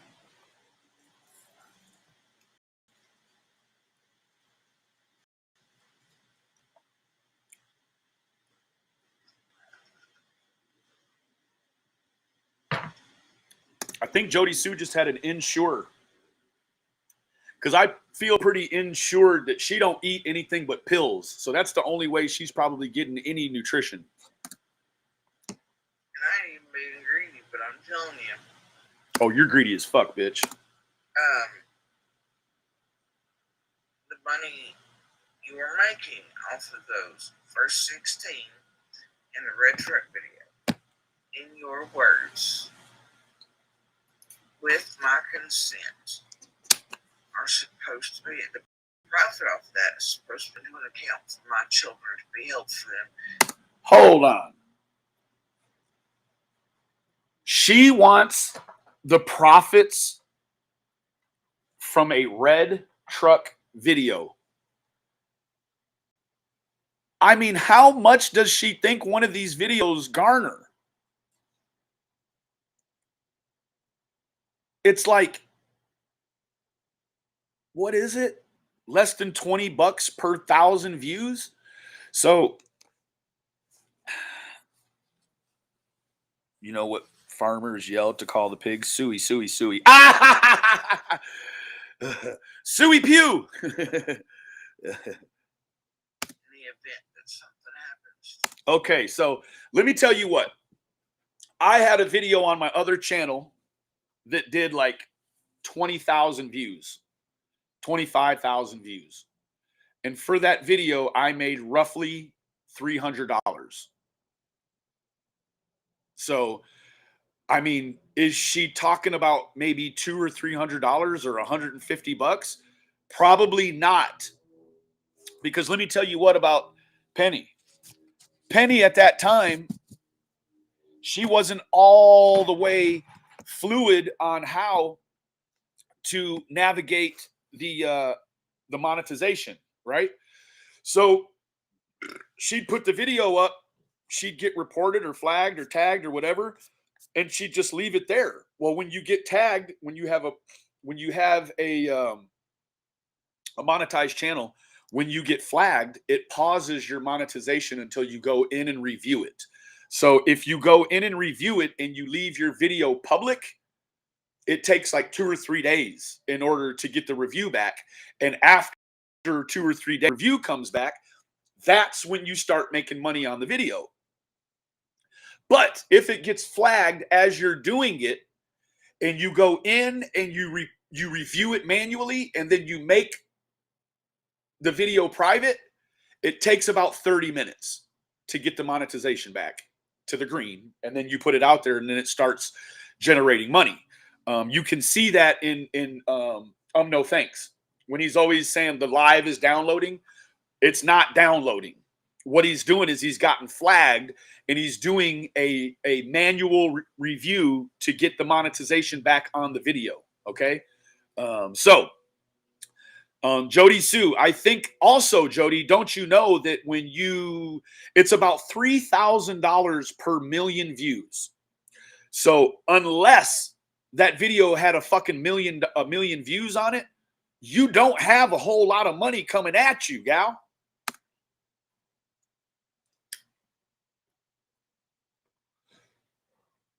I'd suggest at some point it find its way into a non-touchable account.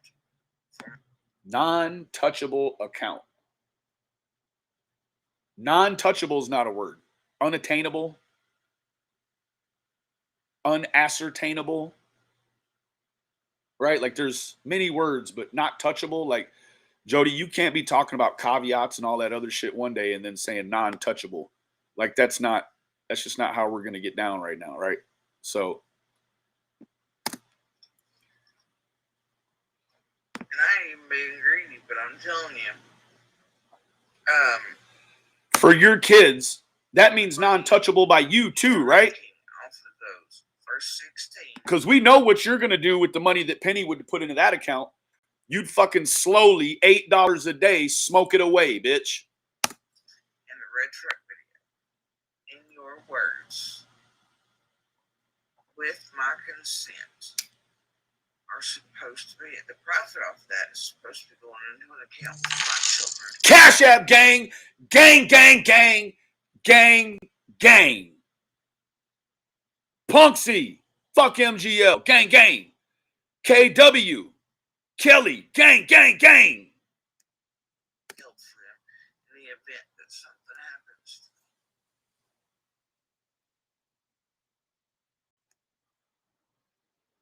I'd suggest at some point it find its way into a non-touchable account for my fucking children.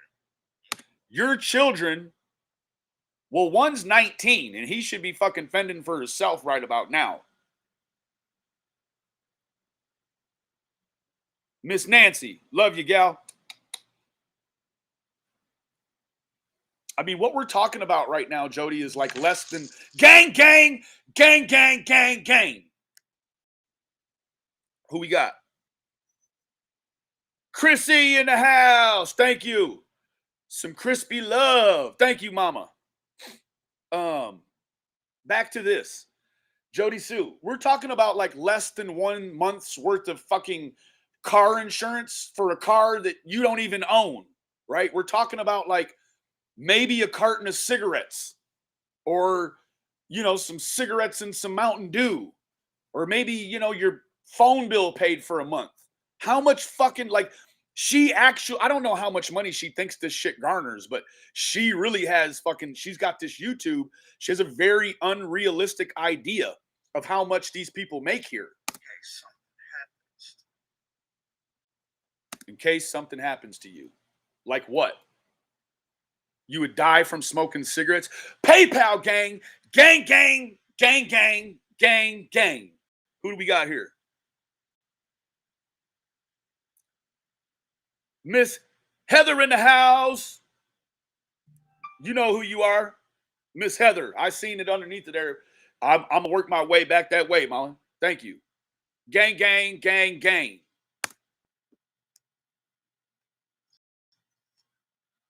And if you think at some point down the road that won't be addressed. Okay, so how are you going to address it? If she just says, fuck you, how about this, Jodie?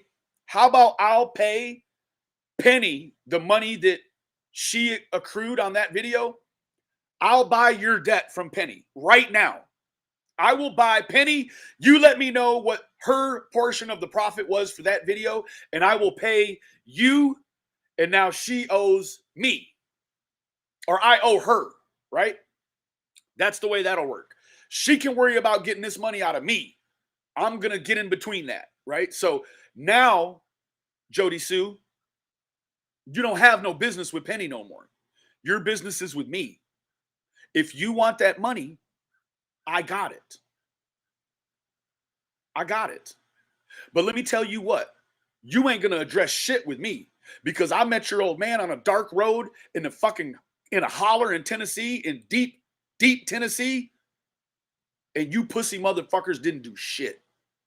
So I hold your note now. You want that fucking money, you harass me. You leave my fucking friend alone because she don't owe you shit. No mas. And furthermore, what the fuck you gonna do if I don't put the money in that account? Fuck you gonna do about it? The same shit you're doing right now. Gang, gang, gang, gang, gang. Who we got in the house? Kaz in the house. Kaz said it's for a new toothbrush for whoever put it in Molly's butt. We'll get to that tonight. Because yes, we will pass that money along, Kaz. God bless you, gal. I'm guessing that you got your spunk back about you. You're feeling better. Fuck you mean?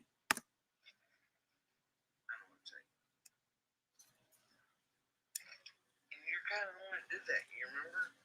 Because y'all were trying to talk me into it that way. I was like, whatever, too. And I was like, I don't want money. I don't want this. I don't want that. No. You just got through saying one breath ago that she better put that money in an untouchable account. Now you're saying you don't want money, you don't want this, you don't want that. Can someone help me understand? Gang, gang, gang, gang, gang, gang, Jody. Skank money. Rap view. Gang, gang. I'm going to put that with the $13 that Kaz just sent through, and we're going to get this person that lost. I want to buy the toothbrush that was in Molly's butt. Fuck you mean? Well, at least for your kids. I was like, for my kids, whatever. And then I was like, well, wait a minute. It can be put into it. Guess who takes care of your kids? You and Andy and the fucking child support. Not anybody off a line. Who the fuck do you think you are? You're the stand-in substitute victim while we don't have Summer. You're her immaculate conception. And so we need to pay you, huh? Because you seen a fucking person that the police won't sketch, and because you heard a scream that the police won't hear. We owe you money for that? Nuh-uh. Penny don't owe you shit. I owe you now. Come get that piece of money off of me. I got your non-touchable right here between my legs. You could never touch it. And should I do it? You monetize? And I was like, well, it could be put into an account that is not touchable, that grows. And if something happens to me, they at least have whatever. Oh, bitch, you think Penny is holding Roth IRA money for you? You think she's got 401k money for you, bitch? She's got speeding ticket money for you, bitch. That's it. And you don't even have a car. So the chances of you catching a speeding ticket are very low in probability. I mean, we're talking about new sneaker money.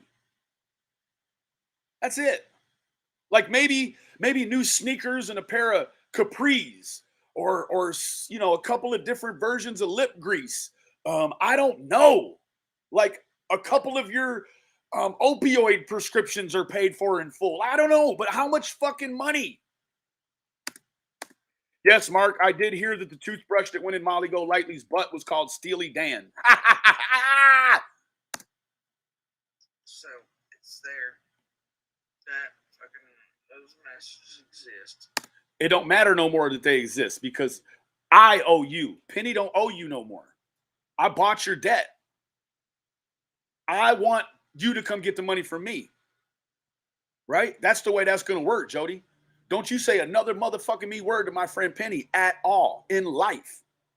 I got your money now. She gave it to me.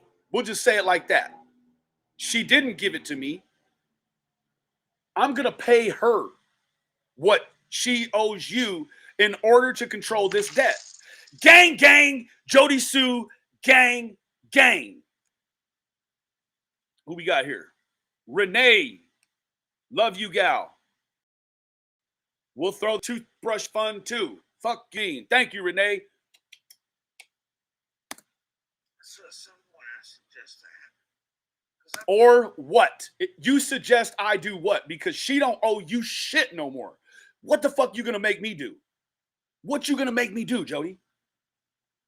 You gonna make me come back there and give it to you in an envelope of you want $29 in ones or quarters? I'll let it go. Don't roll it.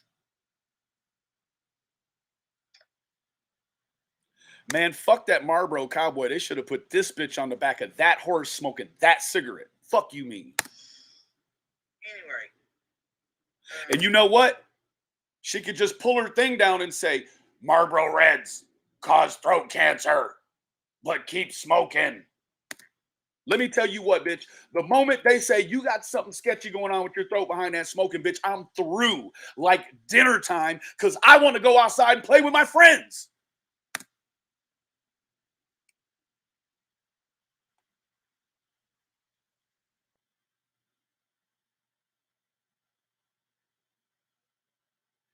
Yes, Slink. That is exactly what she wants. She butt floss. She does want, she's being paid as guest appearances. You got to know that. She's being paid by Doug and all these people to go there and say this bullshit. They can throw her $40. She'll go on there. Gang, gang, gang. Cross your head, Joni. It's the gang, gang. T-Wig. T-Wig. Gang, gang. Jodie Sue. Cross your chin. Gang, gang. Holy shit, Renee. Did you mean to do that? Looking at us. Gang, gang. We're looking at Sonicare money, 2 tacos. Gang, gang. I'm the best at this shit that ever lived. And I don't take no money for it. Off of here. Thank you, ladies. Hold on. Theo. Theo. Gang, gang, gang, gang. Love you, bro. Seriously. You can take them down too. You see, Jodie Sue, I had $80 for you the other day. I still got that. Plus what we got going today. I have your, oh, no. Jenny B, we're about to make. You trying to get jumped in? We got, hey, I'm going to make shirts today. Gang, gang, gang. Pennies. Yes, pay it in pennies. You want 27 and a quarter pound of fucking pennies. Because the same 16 here on Facebook. Gang, gang is that's what we say. It's the Cash App gang. But these Cash Apps, what we use these Cash Apps for, Slink, and the ladies will tell you, during the holidays, we gave out a lot of money. We gave out a lot of money. We had one live where we gave out like $280.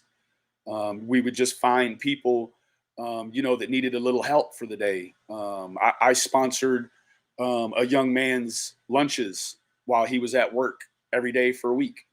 Mr. Certified, so we do a lot with the money here. This money isn't for, like, I have my own life money. Like, this is the money that's in the phone that I can use to, help somebody else out.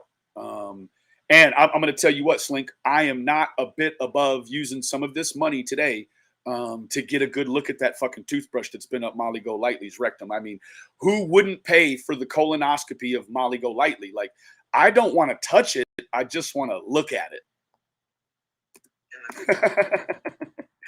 Pay it forward, stream. Pay it forward. Gang, gang, gang, gang. Hoops off, tennis shoes on. Asses getting ready to get warmed up. The red truck video down there. Hold on 1 second. Let's get to the bottom of this shit. Jody, I'm sick of you talking shit, and I ain't gave my friend a fucking opportunity to rebut.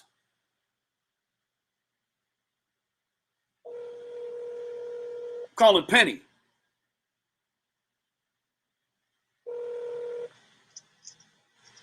Hello. Good morning, Miss Penny. How are you? I'm okay. I've been busy. What's up? Okay, well, I am on a live, but we're looking at Jodie Sue trying to extort the red truck money video out of you, video money rather. And so what I want to do is I want to ask you just two questions really quick. Like, I want to take that debt. Can I pay you how much you owe her? So that way she has to get that money out of me instead of you? Absolutely not. Because Okay, fair first enough. of all, you don't, when you put things on YouTube, you assume the responsibilities and whatever liabilities come from the content you put out. What she says, you're the representative. Those videos, the first video was her 16 videos. That was put up before I was monetized, I do believe. Which made her come to my channel, and she observed that there was a nice audience. Right. She felt comfortable there. When I monetized, later on, I was looking at in the creator studio how much views her other her other video was getting, and the AdSense, it was only like less than $20 on the AdSense for the original video, right? So, but I was like, it's not much, but at least that would help her in a little way, at least. Do you think that they have a non-touchable account that you can open with $20? Isn't usually like 100 the limit, like the minimum? Oh, I don't know. I don't just, I don't set up accounts for people all Right. willy-nilly, so I wouldn't know. Right. Okay. But so there was a confusion about the red truck, right? So she went on her Facebook and she made a red truck video again because it had been brought up into conversation. So I asked her, I said, if you want, I can put your red truck video on the channel. She agreed. But see, all of this AdSense or whatever, this stuff for her, this money for her, giving it to her came into conversation almost mid-October, and I had been talking to her since the end of September. So was this something that that I agreed to do with her before it ever happened? Absolutely not. I wasn't even monetized at the time. But see, the thing is, YouTube pays out about what, like a month later, after like the month after you get money for like say October in November or something like that, right? Yes. If so even if there was this spectacular amount that she was looking to receive, I don't know if she's aware that AdSense is shit, but anyway, the thing is, she flipped on me, John, Q, everybody, before I ever got my first monetized payment, ever. So, she kind of shot herself in the foot with that one. And let me tell you, so we're talking like, a goddamn thing. right? But I mean, if we were talking in terms of like actual USD tender, we're talking about $20, right? I'll have to go and look. I know for a little bit I did turn it off because she was bitching about it. But then after she kept bitching, I was like, bro, this is my channel. She was okay with putting those up without being compensated. And I put them back on. I was like, fuck it. If she's going to say all this bullshit, I'm going to turn the shit back on. So when you say, did you see her? I mean, you did see her video, right? You alerted me to it, right? Yes. No. Yeah, I told you that's what she was doing. Yes. But no, God, no, I did not go watch it. Are you playing it? No. Oh yeah, I'm playing only the portion of this video that has to do with you because, yeah, I mean, I think that it's absolutely deplorable. And I was actually running her first video of the night, but then in the chat they were like, no, go to the last one because she was trying to extort money out of Penny. So. So yeah, what? No, look, in Discord, my mods were telling me that she was live saying, let's see, what did they say? Talking about your family, your kids, your dogs, and money. Yeah. I was like, what in the fuck? And that's whenever I messaged you, and you were like, I don't even think you responded, but But I was like, yeah, they're taking cliff notes basically because you can't 2x shit on Facebook. You have to watch it in fucking real speed, and I just can't. Absolutely. Absolutely. So I guess essentially what I'm doing right now, Penny, is I'm just reacting to the portion of the extortion threat, and I've moved past it. And in my opinion, based upon her background, I would say that you probably would be close to meeting the threshold for a criminal charge. In my opinion, hold on, you said she made a threat? she said that you better put the red truck money in her account or else. Or else what? That's what I'm trying to figure out. And that's what I'm asking her openly right now is, or what are you going to do? Because I was there right on by your driveway where your ex was at and they didn't do anything. So, it's more of that same thing of her like bullying people. And so I figure like if she wants to bully someone, like, I got her $20, right? Like, you know what I'm saying?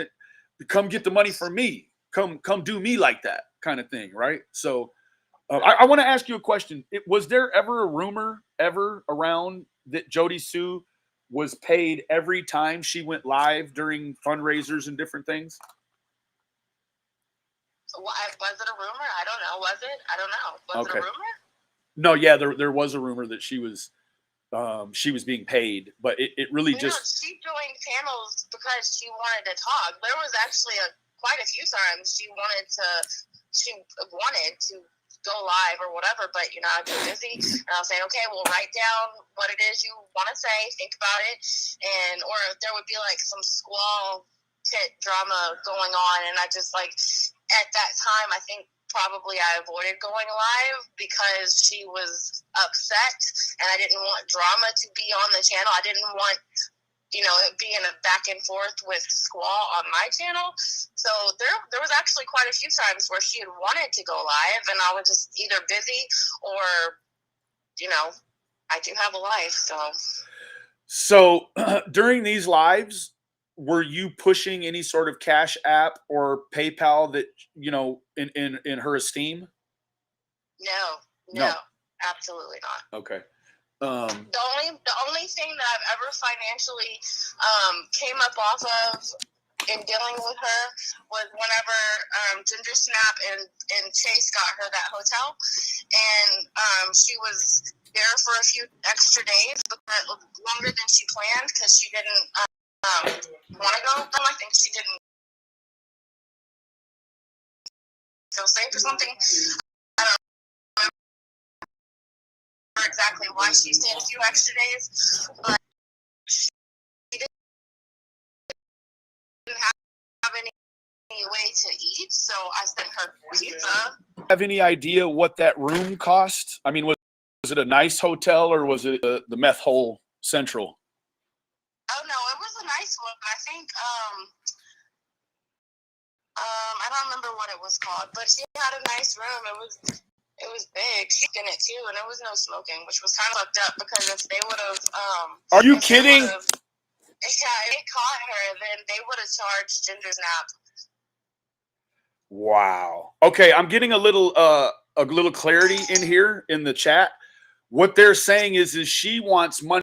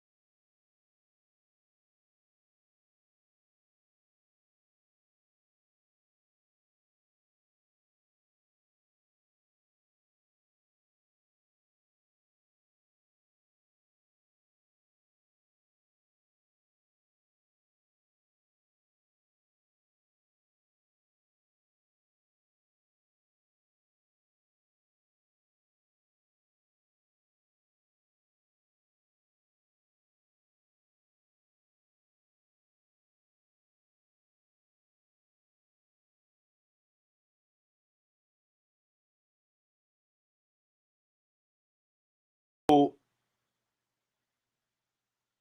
one who paid in the chat, the one that just said the 318, how many days did you pay for in total? Do you have anything else to add, Penny? I know you said you were busy. I don't want to hold you up. Well, no, I don't. I mean, I was gonna go live later and just address a couple of things. Okay. Wasn't gonna. I mean, I guess it's gonna have to be. Some of it's gonna have to be about Jodie Sue, but I was gonna address other things. But I mean, I don't know. It sounds like you're. I mean, it sounds like I need to go watch. But thank God you're doing this so I can 2X it and I'll have to sit through Facebook. But look, my heater went out last night in the middle of the night, and I woke up and it was 52 degrees in my house, and so I had to get on the phone with the home warranty people, and then there was a 2-hour delay at the schools. And, it was my whole day up to this point has been home warranty, paying bills, and waiting for the kids to go to school. So adulting. Oh, yeah, basically. Yeah. Yeah. Well, guess what, man? I appreciate you coming on here and giving me a little clarity because, this just, it's getting out of control now. And then she's, really like you have to assume that someone that would go online and try to extort and threaten money out of someone else that helped them. It's just a new level of depravity and a new low. And so it really has me thinking that, Jodie Sue's situation is probably, it's probably pretty dangerous, right? I mean, she's scratching for whatever she can get from past stuff. And so what does that really tell you about her present? It's a dire situation there, I would say. So, I just think that you ought to be on the lookout, of course. And I know you keep your head on a swivel and, just stay in front of this situation because I do believe that her behavior will continue to escalate. Oh, well, that's unfortunate for Yeah. her. I mean, Yeah. I'm sorry that she's going through such a time. I really did feel so sorry for her, and I would spend hours upon hours upon hours talking to her. But I mean, it turns out like she was actually talking and messaging with like probably just about everybody else in the world at the time. I thought that like I was like a vent for her. Like I didn't cry. I didn't dig or ask her like crazy questions about Summer. She spent a tremendous amount of time talking about Andy and that situation, and I was just, we just kind of, and I say we because it was more than just myself. It was me and two of my mods at the time. Uh-huh. So we all spent a tremendous amount of time either messaging with her on Discord or on the voice chat. And, that's time I'll never get back. So really, maybe I should be compensated for fucking listening and wasting my fucking time. Well, I mean, in a portion of I know because I have a relationship with Penny behind the scenes, and she's a really solid gal. And so I know that a great deal of the portion of the time you spent on the phone with that lady, it was encouraging her and trying to help motivate her to, get on up and get going with it, right? Well, no, it was all like, I told her I would never screenshot stuff and put it out. And I really don't want to do that because I do think, to an extent, her situation is dire, and I do think that there's validity in the danger of her situation with the people who are around her. So I didn't want to do that. But, this has been going on for a very long time. And it's, every day that somebody says, Jodie Sue said this, it's like, oh my God, why don't I just put out these damn messages? But no, I don't know. It's, Don't let her character influence. That's what my mom just said, Penny. She said, don't let her character influence yours. And that's the thing, right? Like if, there is absolutely a threshold, Miss Penny, that you should allow people to do and threaten and say online. Once you reach a certain threshold, man, what we had talked about before is no longer valid. Like you know, it's not like one of those look what you made me do, but it kind of is like a look what you made you like you know, like you keep saying these things, it's almost under the guise because she knows you're that solid that she can talk this kind of shit and still know you're not going to put the messages out, right? I mean, Yeah. if you Well, one of ever the reach things that point, that- I think it's up to you to let her know that you were going to expose them and not have any surprises. There you go. Like this is my co-host, this is my mom. So Well, I mean, she has, I mean, I would assume she has all the messages too. Like, I don't know why not put them out? I said I wasn't going to.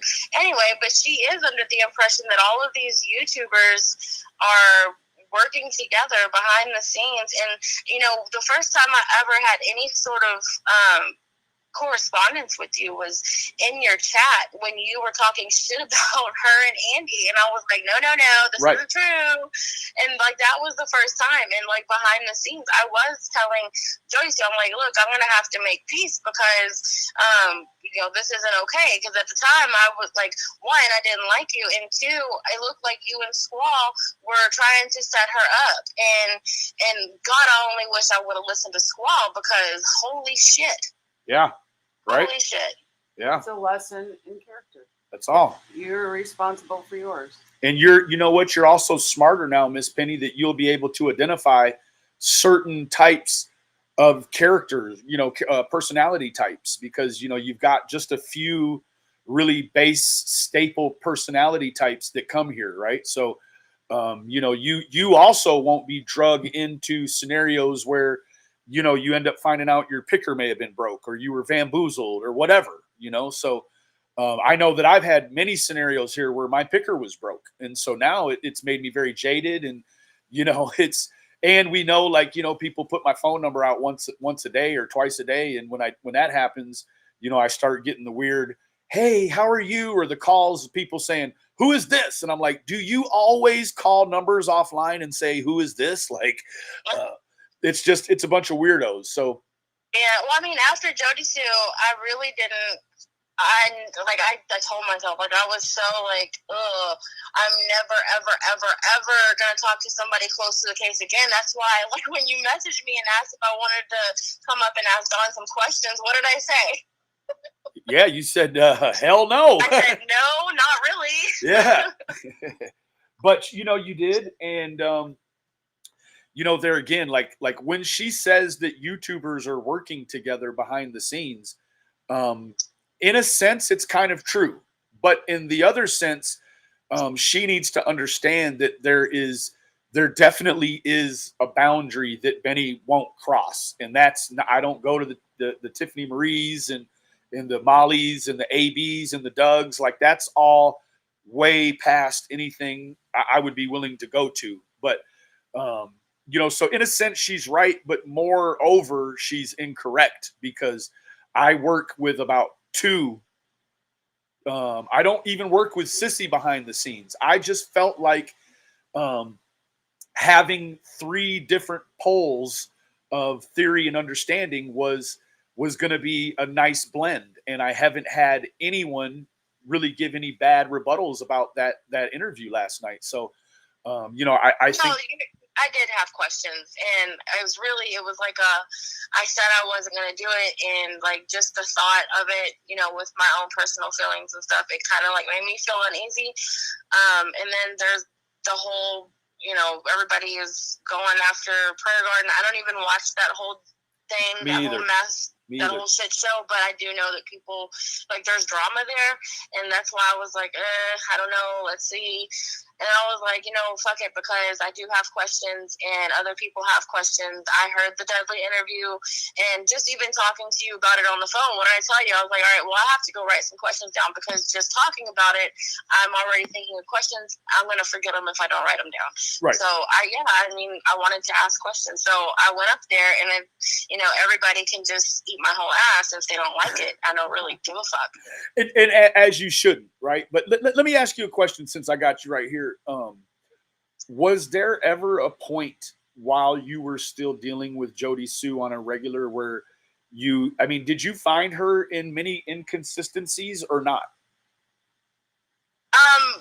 See, I didn't listen for that. I wasn't Okay. listening to, really, I was listening because she needed to talk. I thought she needed somebody to vent to. I felt like what she said, she'd been trapped in a box for all these years. And, she's now coming to terms with that part of her life is over and she's processing it. So I listened fuck ton, and I really wasn't trying to catch her in inconsistencies. I was really kind of compartmentalizing the fact that she was a neighbor to Summer. Beyond that, she's Right. somebody who needed help. So Right. yeah, and everybody who I was with, and most of them still are with, they all wanted to help. Yeah. No, and I and it is what it is. But Crispy Critter, I wanna answer your question really quick. It's not that I'm not coming here in validating Sissy. I'm going to tell you what, I love her like I love Jodie Sue as a sister in Christ. I don't hate Jodie Sue. I just despise and think that some of the things that she does and is involved with is completely deplorable. But does that mean I hate her as a human being? No. If she was in need and I could assist her, I most certainly would. But with that being said, I don't know. It's not that Sissy is solid, Crispy. What it is that Sissy has information Sissy has a finger on a different pulse than most of the people on YouTube. And I can tell you that definitively. What Sissy is capable of obtaining is way different than everybody else. She can obtain the kind of information that's, pretty much obtainable to me. Donald talks to her. She talks to Donald. So that does give them, that gives that situation a little more validity when Sissy Prayer Garden is talking about, not the speculative things, right? So she does have a finger on the pulse. You asked me I think Prayer Gardens asked me last night. Somebody asked me what I thought of Jodie Sue and I guess her involvement. And again, I don't think that she was involved. I really don't. And actually, I felt genuine emotions coming from her when she would talk about her regrets that day. There was real tears, and so I believe that she is genuine in that. I do think that she really does have some severe trust issues. Beyond that, I wouldn't be able to speculate on any more of her issues, so I won't. But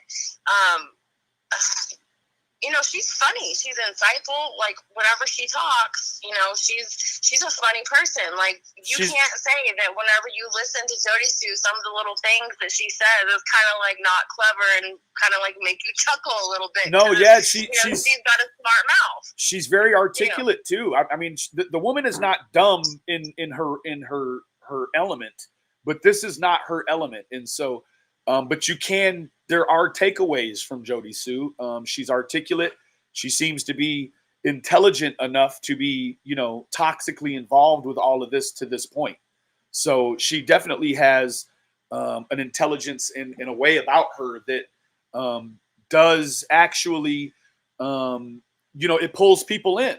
But there again, she possesses that other side of her that as quickly as she can pull you in, she'll push you away just that quickly as well. So, she is a phenomenon in a way to me, but I just can't make sense of her character in this storyline, in this script. Well, you can't. Yeah, I don't know. I think that I keep coming back to trying to make sense of, or trying to put logic or apply logic to people who you don't understand and you live completely different from.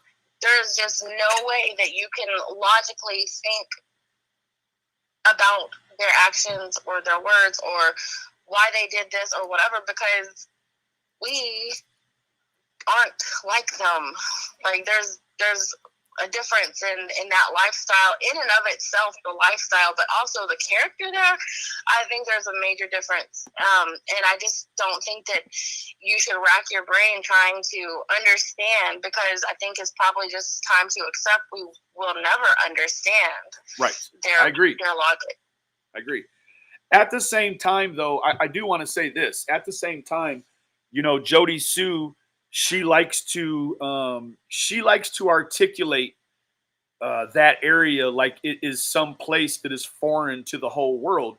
And let me tell you what, the geography is foreign. Some of the living conditions in terms of, you know, like hollers being all one family, like you know, it is not so much different than you know, tight knit neighborhoods in Dallas, Texas, or Brooklyn, New York, right? It's every neighborhood has its issues, and this neighborhood wasn't exempt from that. So, but she really tries to paint out there like it's just some foreign land that none of us will ever understand. And it, you know, and I don't buy it because I've been there, right? It's, you know, it isn't so much different than what they make it seem, although it does have its complexities that are unique all of its own. Yeah, I mean, that's true. That is true, and I think that's probably where Scott was really valuable, especially in the beginning, because a lot of people, like especially inner city people, no matter where you are, didn't understand, and then it gets even more dynamic because not only is it country out there, it's like it's different. Yeah, you know, different. It is. I mean, that place used to be somewhere that was much different than it is now before the introduction of, you know, the web, right? Before that place would have been cut off from, you know, your big city styles and music and all of that stuff. But now look, I mean, it's sort of a fad out there that you've got a bunch of kind of, you know, like a bunch of young kids out there that are with sort of the gang culture, you know what I mean? So, you know, the web certainly has caught that area up is kind of my connotation, that she still wants us to believe that it's an archaic area, but in actuality, it's very up to speed with everything else. Yeah. In your chat now, I'm reading somebody said, until she clears things, she said, until Jodie Sue straightens things out, no one will ever convince me she doesn't know something. In her own words and actions have made her complicit. And, you know, that's something that I had to basically wrap my mind around, is that I was actually speaking to what could be a suspect in a missing child's case. And I, like, whenever I tell you I compartmentalize, I did. And that is, I mean, it's so true. Like, I don't know. I think somebody said that she says that she's been cleared, but I don't think that they've ever come out and say that anybody's been cleared. So, I mean, yeah, that is just, I'm so surprised that I spent so much time talking to somebody who could be involved in her disappearance, very harmful things. And, you know, I just don't ever want to do that again. It would be different if Ronnie Lawson came out and was like, yeah, the neighbor's cleared, you know, then I'd be like, oh, okay. Whew. Right. But yeah, it could justify the action. Yeah. Yeah. No, I know it is a very surreal situation in terms of dealing with, you know, what have been labeled persons of interest, because it's very surreal. You know, you're already kind of loaded with whatever remains of your bias, however effective you are at divorcing yourself from it, and what remains, you come in and then you start dealing with these people that have a direct, you know, tie and carnal knowledge to the innards of this situation. And it's very, it's not off-putting, but it takes you back. It's like, wow, this is, very strange. Like when I could stand on top of that hill and look over and see Jodie Sue and Andy's old place, it just puts it really into a much different perspective.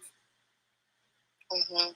Yeah, and see, whenever I first started talking to her, I remember, people warned me and they were like, be careful, she's still a suspect, and then the whole entire internet was like, didn't believe her or whatever, and then you have the videos that came out talking about how she hates kids or whatever, so, and the kind of person that I am, like, people can say things about you all day long, and until that is shown to me by their own actions to me, I'm not going to believe it. Just right. like I mean, I don't know, I was very warned about Jodie Sue, and I was warned about Chase, but until people show me for myself, like, I can't, like, I just don't, like, I just don't. I applaud that. That's very, it's adult to be that way, I mean, it's the same thing with everybody bashing Q and saying all these horrible things about Q. Like, I've never seen that about her. I've never had any reason to, she's never been anything but, classy. Like, she's just, I don't know, like, why would I just automatically assume that this lady who raised all this money for a good cause is out to, like, I just don't automatically assume the worst of people, and I definitely wait for them to show me themselves. And, my best friend, my own mom, could tell me, oh, that person's a piece of shit. And I would be like, well, I mean, but why though? Like, what did they do? Like, to me, though, like, are you just misunderstanding the situation? Like, it's just, I don't judge people. I really, really try not to judge people. No, I know you don't, and you're pretty, you are very, very, very good at sort of controlling your bias, and that's one thing that I've always been, I've always been appreciative of, and was able to identify that you did have a particular emotional intelligence that it would take to be here and handle these sort of, these are very sensitive issues, and you have to have an emotional intelligence to be able to handle a lot of these things and to be able to do it with grace, right? That's kind of the key, because, I do believe that if, like the polygraph test, right? We, Don and Candace had said it forever and ever and ever. We passed the polygraph test. So when Dr. Phil and Sheriff Lawson corroborate that they did, you have to now start looking, I mean, without bias, divorce yourself from the bias, and you have to look back at a lot of different scenarios with Don and Candace much differently, because now with, what comes with the corroboration of the polygraph test is also that they were telling the truth to us. They told us they passed the polygraph, and they actually did. So I believe that if anyone else were to have been telling the truth about their involvement in this in any way, like, I believe if Jodie Sue had been cleared, there would have been a leak, or there would have been something that says, yes, lady that hears the scream has been cleared by TBI. Be a real short write-up, probably wouldn't even be a video. It would just be a publication of clearance of Jodie Sue. But you've not had that ever. So yeah, and the same thing goes for Ducky Dobbs too. He's never been publicly cleared. He's, none of these people have. And I do think that it was really irresponsible of Ronnie Lawson to not come out and say, I mean, that's just my opinion, because look at everything that happened all this time where Don was adamantly saying that they passed, and then Ronnie Lawson is just watching all of this chaos, and he's kind of basically complicit. He could have very easily said, yes, it is true, they did pass the polygraph, and then I think that a lot of things would have been different in this whole entire time. if we would have known that Don just wasn't lying and he was telling the truth, because, I mean, nobody believed him. Right. I didn't believe him. Absolutely. And so when you get that sort of back end validation, as effective instruments here, you take that validation at the point that you get it and you reverse backwards in time, and you have to tell, like, there were people that would say there's no effing way those two passed a polygraph, right? They said it for months. There's no way they passed a polygraph. They're lying. And then as soon as it was corroborated, you're like, okay. So this whole time, we've seen this behavior that we maybe liked or didn't like, whatever. It was distasteful, over the edge, whatever. But then at the same time, you got to remember they passed a polygraph. So there's polygraph holds no weight in the court, but it holds much weight in the investigation, right? So that's where people get it confused. They're like, oh, the polygraph is not admissible in court. That doesn't matter, because at that point, they already have probably done an efficient enough investigation that they've only used the polygraph as a landmark in the investigation, right? So, right. I think that they use it as kind of, like an investigative tool that kind of gives the police an idea. But I wonder why more people haven't been polygraphed. I mean, we've had everybody's name under the sun come up in this case, and they're the only ones that have been Jodie Sue says she begged for a polygraph. Why didn't they give her one? That would be helpful. I mean, because there is a large group of people who do think that Jodie Sue is involved. So why not give her a polygraph? Why not? Why not give Jackie Dobbs a polygraph? Why? I mean, I think that basically probably all passed without her being tested, because that they're, again, with the initial. So we have to remember that it's not just Hawkins County. The TBI and the FBI were involved. So there would have to be at least a 3-agency cover up in order to keep Jodie Sue, on this side of things. So my point is that, it's not just like Hawkins County said, nah, we don't need to polygraph her. The feds said not to, and TBI would have said not to, right? So there is a reason that probably we'll never know. And I'm assuming that it had to do with inconsistencies in her statement. So she'd make a statement to Hawkins County, then she'd make one to TBI, then she'd make one to the FBI. And then they'd switch it up and they'd come at her again. And through that line of questioning with all these different agencies, I do believe that they've deemed her, I'm not going to say that she's clear, but I think that they've deemed her a person of interest based solely on the fact that she's inconsistent. They don't have any real reason to look at her as the number one person of interest necessarily, but the fact that there has been discredited portions. Like, now listen to me, Penny. We're talking about 2 huge portions of this crime she says she has the keys to. That is what the person looked like at the jumble sale that she saw all these different times, right? That, and, well, the other one for me really is the situation with her not getting into the water when she said she does. I believe that there's something inside of that, because once I touched on that the other day, boy, she's been after me for 2 or 3 days now straight. So it definitely pushed a button.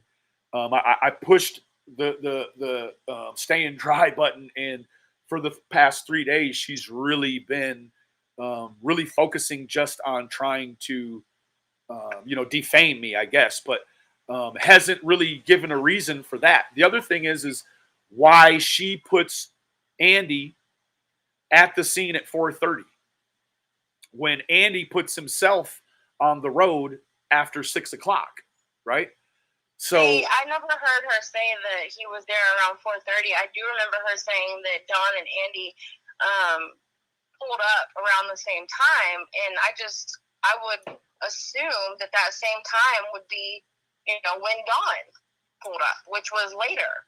So I just never, I never heard her say that. Where is that one of her Facebook videos?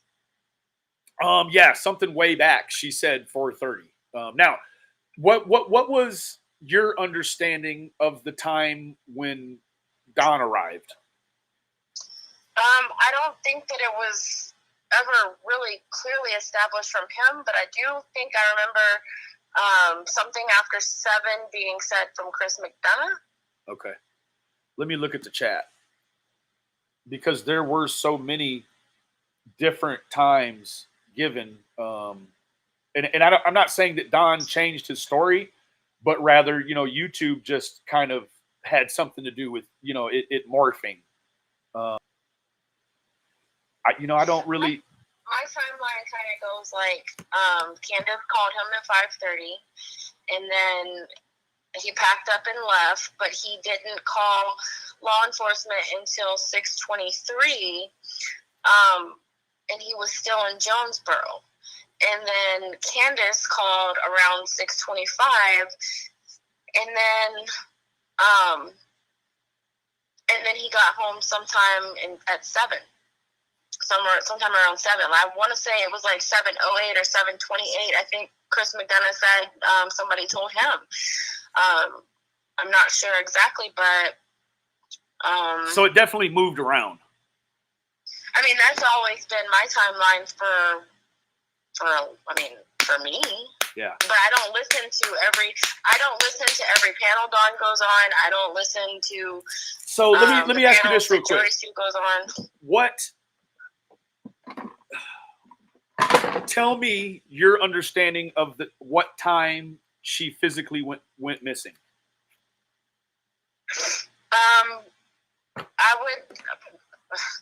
I don't know, but I think that between,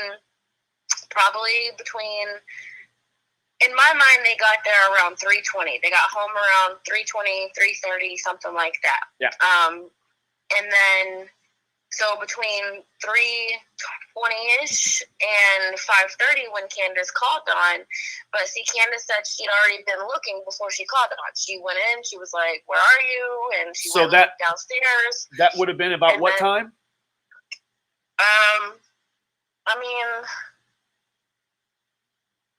Between probably before 4, because she was saying that she was only over fixing her mom's knee brace for a little bit.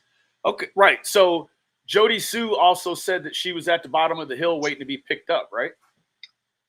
Something like that. Yeah, I think Andy was going to be coming to pick her right. up. So if she was down there between 3:30 and 4:20, but he says he was on the road after 6 o'clock, do you mean to tell me she was going to be down there waiting for him for 2.5 hours? There's no fucking way she wasn't going to be down there. The times don't fit.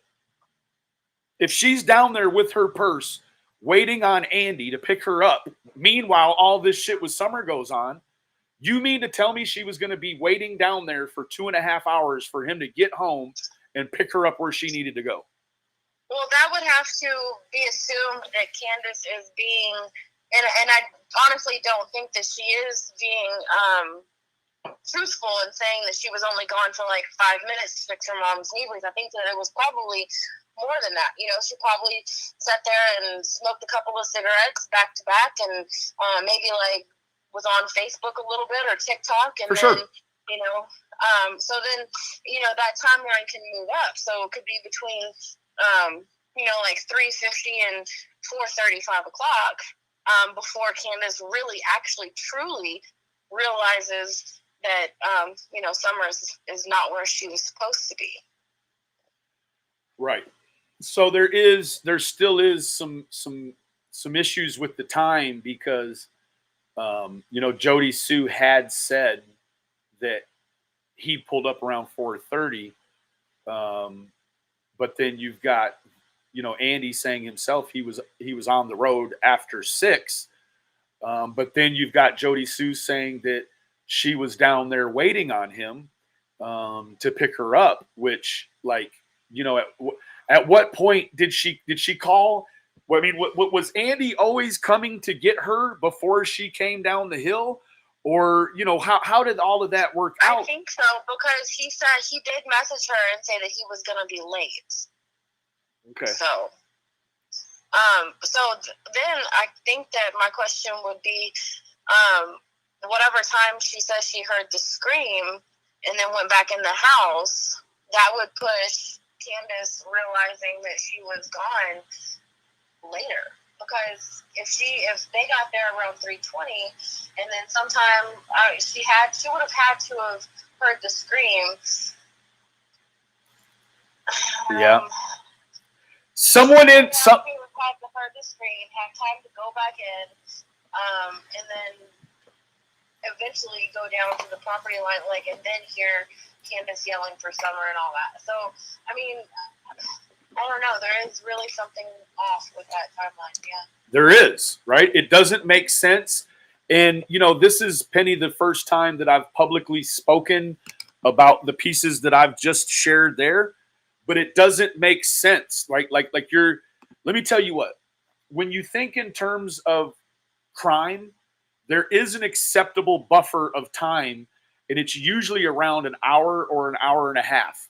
That's you. Like, if someone doesn't know really where they were at or what they were doing for about an hour and a half, that could either pull you in or rule you out. So, but in this scenario, when she says that she's waiting for him to, you know, just a whole bunch of shit doesn't jive. And I'm sure that sometime today she's gonna, you know, make a Facebook spew that is, you know, in her honest opinion to herself, is going to explain some of that shit. But you just can't. It, you know, an hour and a half in a crime is an acceptable buffer sometimes, but in this scenario with Jodie Sue, her potentially waiting down there for a 2-hour span, she's got her purse. Like, it seems it's like it isn't a half a mile back to her house. So she brought her purse down with her because she was actively waiting to be picked up.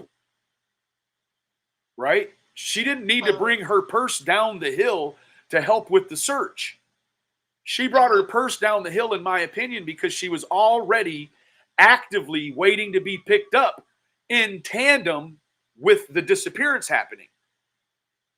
So yeah, so then you would have to think, if you heard the scream, went back in the house or her shed or whatever, and then, I don't know, got ready and then got your purse and then went back down there, you know, was there somebody, the road from where you were? Like, somebody was on their way to get her around 4:30 when she was down there with the purse. Mm-hmm. So again, it's either she was actively waiting to get picked up with her purse while she was down there and said she put her purse on the left side of the driveway, or she brought her purse down and planned on waiting until after 6 o'clock when Andy gets home to pick them up to go from the end of the road. Does that make sense? I think that I don't think that she was down at the end of the road waiting in the 4 o'clock hour, because he messaged her and said that he was going to be late. So I'm just not sure. I don't know. I feel like she was ready to go already, and then he let her know that he was going to be late, and then I think she said she went outside to do something real quick, and then heard everybody yelling for Summer, and then she, you know, went and grabbed her purse. She went and grabbed her purse and headed down the hill. That's exactly what she did. Why the fuck she grabbed her purse? Make sense. I don't know. It doesn't make sense. It doesn't make sense. You can't make the purse and the waiting and the times, you can't make it make sense, because let me tell you what, I go to the police station and shit sometimes to report different things, and I don't take my ID, right? So there definitely is, you know, there's a motive. There is a reasoning that we can't seem to shake out as to why the purse was a part of this thing so early, right? So yeah, she heard the scream, went back inside, talked about the scream with her 2 kids, grabbed her purse, and then went down the hill. Yeah, so Jodie Sue said Andy texted her at 4:52 saying he would be late. So That's what she just texted you right now? No. Oh. Somebody in your chat. Okay. 4:52 and said he was going to be late. So at this point, Candace hadn't even called Dawn and said that Summer was missing. At this point, Candace probably didn't even know. Summer very well could have still been there because she didn't call Dawn until 5:30. A question I've always had, though, is if Candace called Dawn at 5:30, why did it take Dawn 53 minutes to call police? And then a little bit after that, then Candace called police. And how if Dawn and Candace were on Facebook Messenger video chatting during all of this, because he says he talks to her the whole way home, but at the same time, she's also calling Robin and that flute guy, Dotson. Here, BVK just said this. We all know BVK. She's solid. BVK just said she grabbed her purse, said she needed to tend flowers anyway. Then she heard Candace screaming for Summer. But you still got to make sense of why she grabbed her purse. Now, I mean, something real simple like, oh, she keeps a pistol in her purse.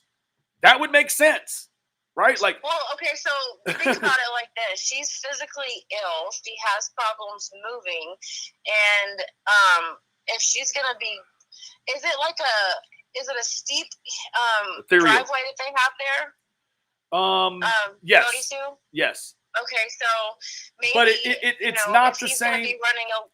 It's not the same incline as the Wells, though. The Wells is much steeper. But if she's physically ill and she has problems moving and she knows that Andy's going to be a little bit late, I would say I'm going to go ahead and grab my purse and go down there. And I'm not, because she wanted to do something. She didn't want to go back up that steep incline probably. Yeah, but she was out helping search, right? She sure was. Yeah. She's helped. She's been out walking around searching, climbing shit. That woman can move just fine. So somebody said that she probably had her pills. She had her pills in her purse, which it could be. But even then, it's like, so when you use your critical mind, it's like, okay, she has her pills in her purse. Does that mean that there was someone at her house that she didn't want to leave her pills around? So she brought them down the hill with her, like dope dealer style. Like, but believe me, like if I know somebody might steal my weed, I'm not gonna leave my weed laying around. I'm gonna bring it with me outside and then bring it back with me when I come back in, type of shit, right? So another thing that somebody said was that she claims she got into the creek before Summer was actually officially missing. If she's physically ill, that's right. Mama Jan says, Penny, if she's physically ill, why was she in the creek where the meth needles were? Well, I cannot feel good. There's been plenty of times when I've been down and out, but I still got up and did what I felt like I needed to do. Like, it's kind of like an afterthought. You don't think, when there's a crisis like that, you're not going to say, well, I'd go help search, but I have a really hard time moving because of X, Y, and Z. That kind of goes out the window, and probably adrenaline takes over, and you want to go search. I would assume. But the ultimate, Chris says, when she heard the scream and her children were in the cabin, that was 4:42, if I remember correctly. A little later, her and her son went and checked the tire markers and then supposedly heard Candace. So she heard the scream around 4:42. And so between 4:42 and 5:30. So there's that. So she heard the scream, checked the tire markers. Candace is doing whatever she's doing. And then probably around like 5. But wait, hold on. You got to step back. You got to remember that she saw the flash of a red vehicle first. Before the scream? Before the scream. She saw, and guess what? The way that she articulates that story is like Boogie saw it too. Like, I had to ask Boogie, who was that? Well, the only way Boogie could answer that is if he saw it too. So when you put that, when you critical think and reverse design that, you can see Jodie Sue and Boogie both hearing the sound, looking out there, and both seeing the flash of a red vehicle and saying, who was that? And then Boogie looks over at her and says, I don't know. They both saw it. And they both heard the scream. Well, guess what? The red vehicle has never officially been verified. We know that. They're not even sure if the red truck was seen the day of or the day before. The delivery lady isn't sure, right? So you've got a bunch of things from that day that put together sort of the perfect storm, right? Now, the big dinger for me is the fact that we have this major switch in Jodie Sue, and the fulcrum for that was the sketch, right? When you think in terms of investigations, have I lost you, Penny? Oh, no, you're still here. No, I'm here. When you think in terms of investigations, right? If someone says they saw the potential suspect, then why didn't they send a law enforcement identikit to be sketched out for her? They did not find whatever she has added to this investigation from the very beginning credible. Now, why would they maybe not send a sketch artist to Jodie to have her do a sketch? Well, maybe because she's a suspect. And if she's a suspect, they're not going to allow her to figmentate some sort of sketch of someone else to change the agenda, to change the narrative, to change the direction. Because, you know, if Jodie Sue has a fucking grudge for somebody, she can just make that fucking sketch look like whoever she wants, right?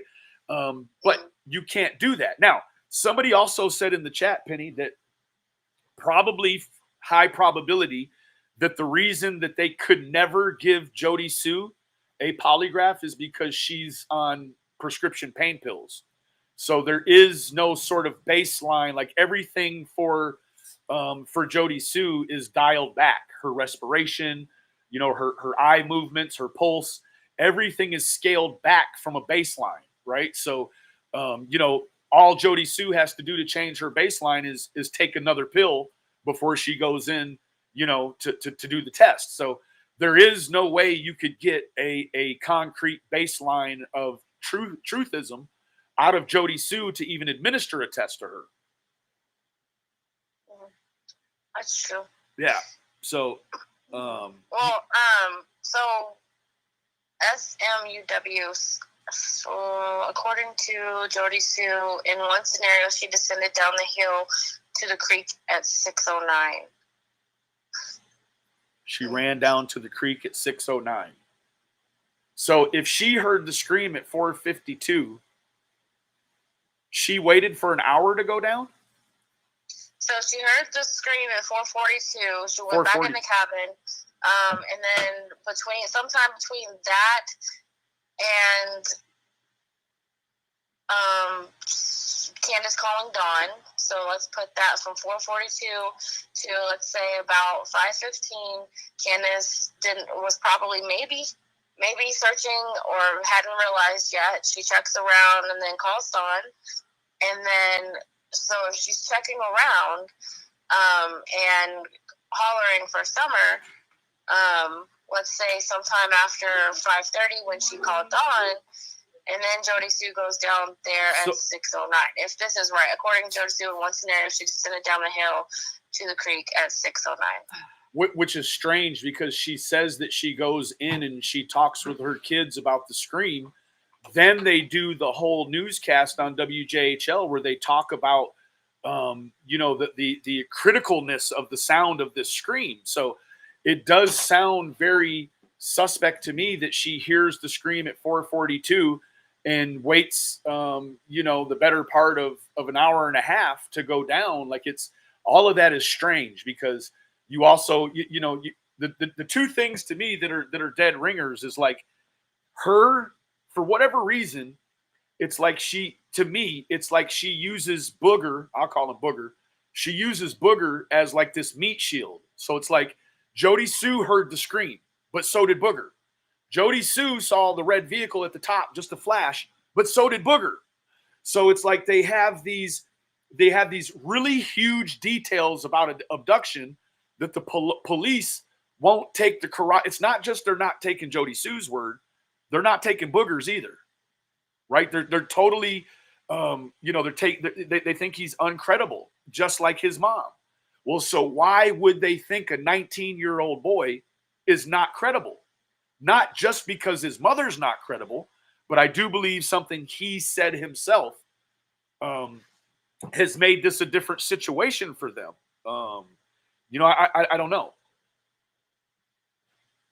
Well, I feel like it's kind of interesting that they deem her as, or would, if that's true, hypothetically, if they think that she's not credible, that's interesting because she has said that Andy's mother is friends with Lawson. There was some sort of dispute one time, and she was like, "Oh, well, that's fine. I'll just call Ronnie or whatever." Like, she would have the ability to just dial him up on her phone. She also leads people to believe that Andy has law enforcement helping assist with the, like, I guess, quote unquote, gang stalking type situations to keep her and her children in a box and not wanting to go anywhere. So it sounds like law enforcement is kind of on good terms with Andy and his family. So why would they assume that, if that's Andy's old lady, why would they assume that she's not credible? Right. And there seems to be a lot of activity. Well, I don't know about this week, but last week there definitely was verified activity between Andy and Frank Light regarding a photograph that contained me and some other people. And I won't say the name today, but Andy was trying to help identify a person that was in the picture, and it was, it involved a very sensitive situation. So I do want to, I've had this up on the screen for quite a long time, and people are probably saying, "Oh, what the hell is this?" Somebody said that there had to be some sort of syndrome that she was suffering from. And I want to tell you that this syndrome is widely seen all over YouTube in the true crime. And what it is the hero syndrome. The hero syndrome is a term used by media to describe the behavior of a person seeking heroism or recognition, usually by creating a harmful situation to objects or persons, which they can then resolve. They can include unlawful acts such as arson. And arson is, it takes the same mental firings to be an arsonist as it does a murderer and a rapist. So those are it's a very serious behavioral wiring that would come with that hero syndrome. I do believe that there is a portion of the hero syndrome that kind of runs through Jodie Sue, but at the same time, you're seeing a very financially motivated person who, I don't know, like, does Andy have a true link to law enforcement? Well, you might say that because Andy got caught with, a whole marijuana grow operation, 10 to 80 pounds, and didn't do any substantial time for that. So, here in Texas, you get caught with an operation like that, man, you're going to do a dime piece probably at least. So, it starts to make you think about him, potentially cooperating with law enforcement or something that sort of kind of minimized, his incarceration time. Mm-hmm. And her charges were dropped altogether, which is she likes to say, well, my charges were dropped. Well, let me tell you what, you had a very carnal knowledge of that marijuana grow and had a very carnal knowledge of using the money that was the proceed of that. So in all actuality, she should have been charged. She was complicit. They probably could have even proved that, she ran errands for the marijuana grow, that, she smoked weed or benefited from it because it was the sole proprietorship that brought money in for the family. So she did have a very firsthand knowledge of that marijuana grow, but I think that, they worked a deal. I think they worked a deal. They got her charges completely removed and got him worked down to some different shit. Probably, a time serve, or I don't know. I don't know what kind of deal they made, but clearly at having a criminal past, I look back at that information and I'm like, man, there's some telling going on in there, Yeah. And I remember she was describing to me whenever that whole thing was going on, the whole bust or whatever, that she actually was able to pee clean for them so they wouldn't take her kids, I believe. And Jodie Sue has expressed a few times that she does not partake in those sorts of drugs, that she does not like to, I guess, be mentally altered and I guess, I don't know. I know a lot of people accuse her of like meth, and she doesn't even smoke weed. From what she tells me, if it's true, I don't know. But I try to take things for face value. So it's just, Yes. if she was able to piss clean to keep her kids, then, there's got to be some validity to that, or else they would have taken them. Yeah. SMUW says to even second guess if she was slanging would be like turning a blind eye. There is, it has been substantial talk of all of the drug traffic that was coming into that holler to go see Jodie Sue and Andy. And, I just, you can't, and I'm not disagreeing with you. I'm disagreeing with Jodie Sue. I know too much to know that they weren't just peddling reefer. They were peddling other shit. So, she also said that Andy used to sell weed to the oldest boy. What oldest boy? Josie. Andy who said this? Jodie Sue. Jodie Sue admittedly said out loud that her husband sold weed to a kid. Yeah. Mm-hmm. She is in. That Josie would come over there and get weed, and I was like, well, maybe that was for, Candace sending Josie across the street to go get some or something. I don't know.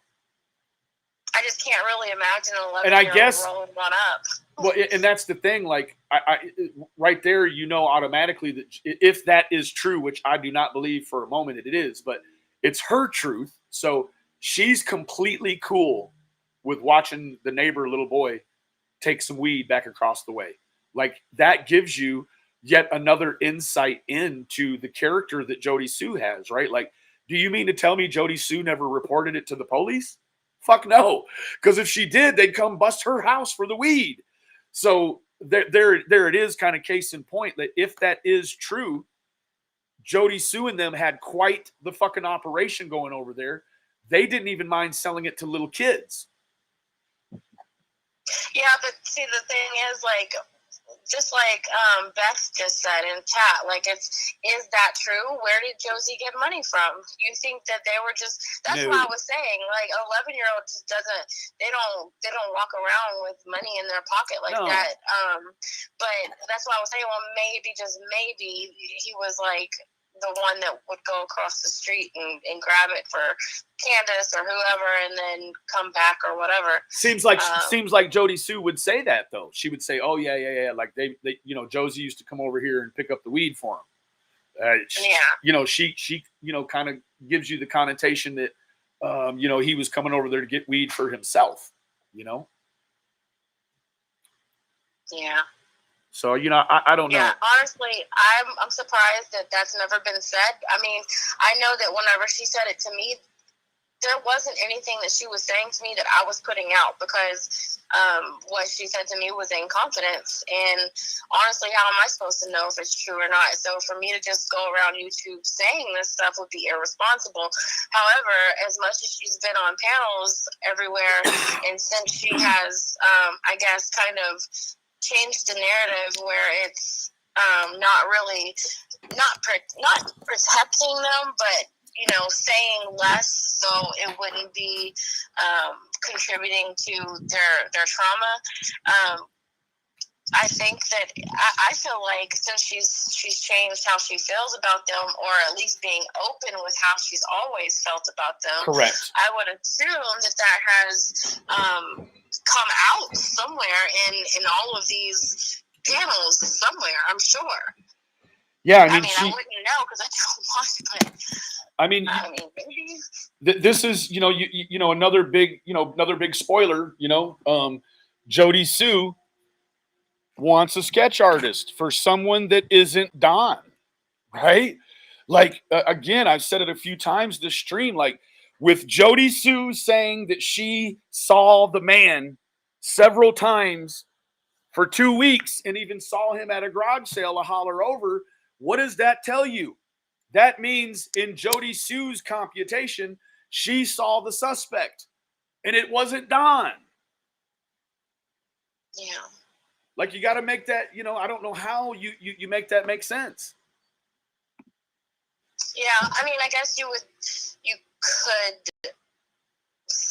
say a lot of things, and that's why I didn't give my theory last night, because it's truly irrelevant at this point. Like, there's absolutely nothing under the sun that hasn't already been said, and it's fruitless, I think. But you could say that because there's a theory out there that Dawn was exploiting Summer, and could that have been a setup situation type thing? I don't know, but I don't know. This is the thing. Everything under the sun. That sort of conspiracy, like, and I, to me, Hold on just a second, Benny. I got a call. Okay.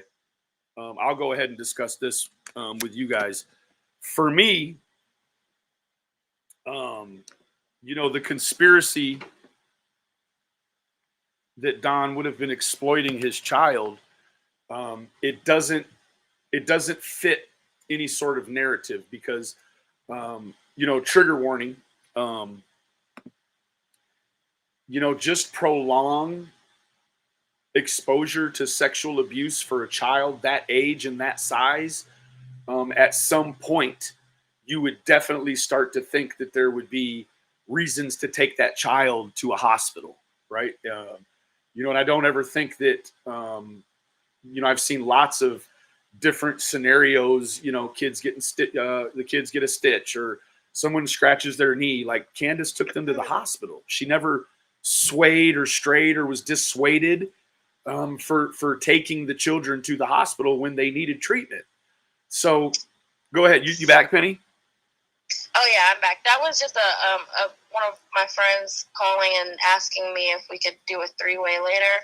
I don't know. I have to ask my wife. I knew you was about to say some dumb shit. I love you, girl. I don't think she's going to be. Hey, I'll just answer for you right now. She's not going to be cool with that. Oh, shit. Well, no, yes, of course. Okay, yeah. So there was something that she wants to talk about. I don't know what it's about. She said that I already know, but she wanted to mull it over with you. Sure. And also the SMUW in chat asked, did TCC turn all of this information to the TBI? Yes. Yes, absolutely. Absolutely. Yeah. Penny is always been, good for that. And Penny also has a sort of restraint. You can definitely see it, that even though Jodie Sue is out here cutting up like a little kid, she's still got, she's still got her tact about her and her integrity. So I really applaud that part about Penny, because, somebody pisses me off, chinga way, like I'm ready to pew, pew, pew, pew, so. Yeah. No, I definitely get that way, and I definitely go there. But I just try to, I don't know, temper myself down a little bit before I say things that I can't take back. I've done that one time, I think, online, and it just was so out of my character. I wasn't, like, I can definitely go there. Like, I can definitely go there, but that's not who I am. And just because you're mad, that doesn't mean that the things that you say when you're mad is the best representative of your character. So I try to think about things before I put it in there, because that doesn't go away. So Yeah. No, you're right. You're right. I don't really think that I have, too much more to add to the Jodie Sue right now, because I it's like I try to get traction in the world of Jodie Sue, and it's like when I think that I do, and then I go back over things in my mind, I can't make it make sense, because the things that should be in line, like they should, like they appear organically. Um, a lot of the things in her context are way skewed, right? And it's a real struggle, if at all, to make sense out of it once you really break it down. So, yeah. I certainly I need to get a dry erase board, because I'm really about breaking it down and showing the subsets of detail, because just like we've shown today, just the very action of her coming down the hill with the purse, and then the timelines and things we know by things she said, it I don't know, it's a hard thing to piece together, right? The other thing is that Don and Candace's story, it doesn't change. Their suspects change, but their story doesn't. So, it's I a mean, hard. that has to make sense, though. That makes sense to me, because you're sitting at home, or you're deep in thought at work or something like that, and your story might not. It can sway a little bit on the minute to minute details or whatever. But the fact that I'm not surprised that he's gone back and forth in his head with suspects, because you sit there and you think, well, could it have been this person? Could it have been that person? And then you just, like, you have nothing else to do but think about who it could have been and why. So I'm not surprised at all. Like, nobody's been arrested or anything. So it's like, what else do you have to do besides think, who the fuck has my daughter? Yeah, I have a credible source that's telling me. I don't know. Maybe you would know, or you probably wouldn't even know. Maybe you would.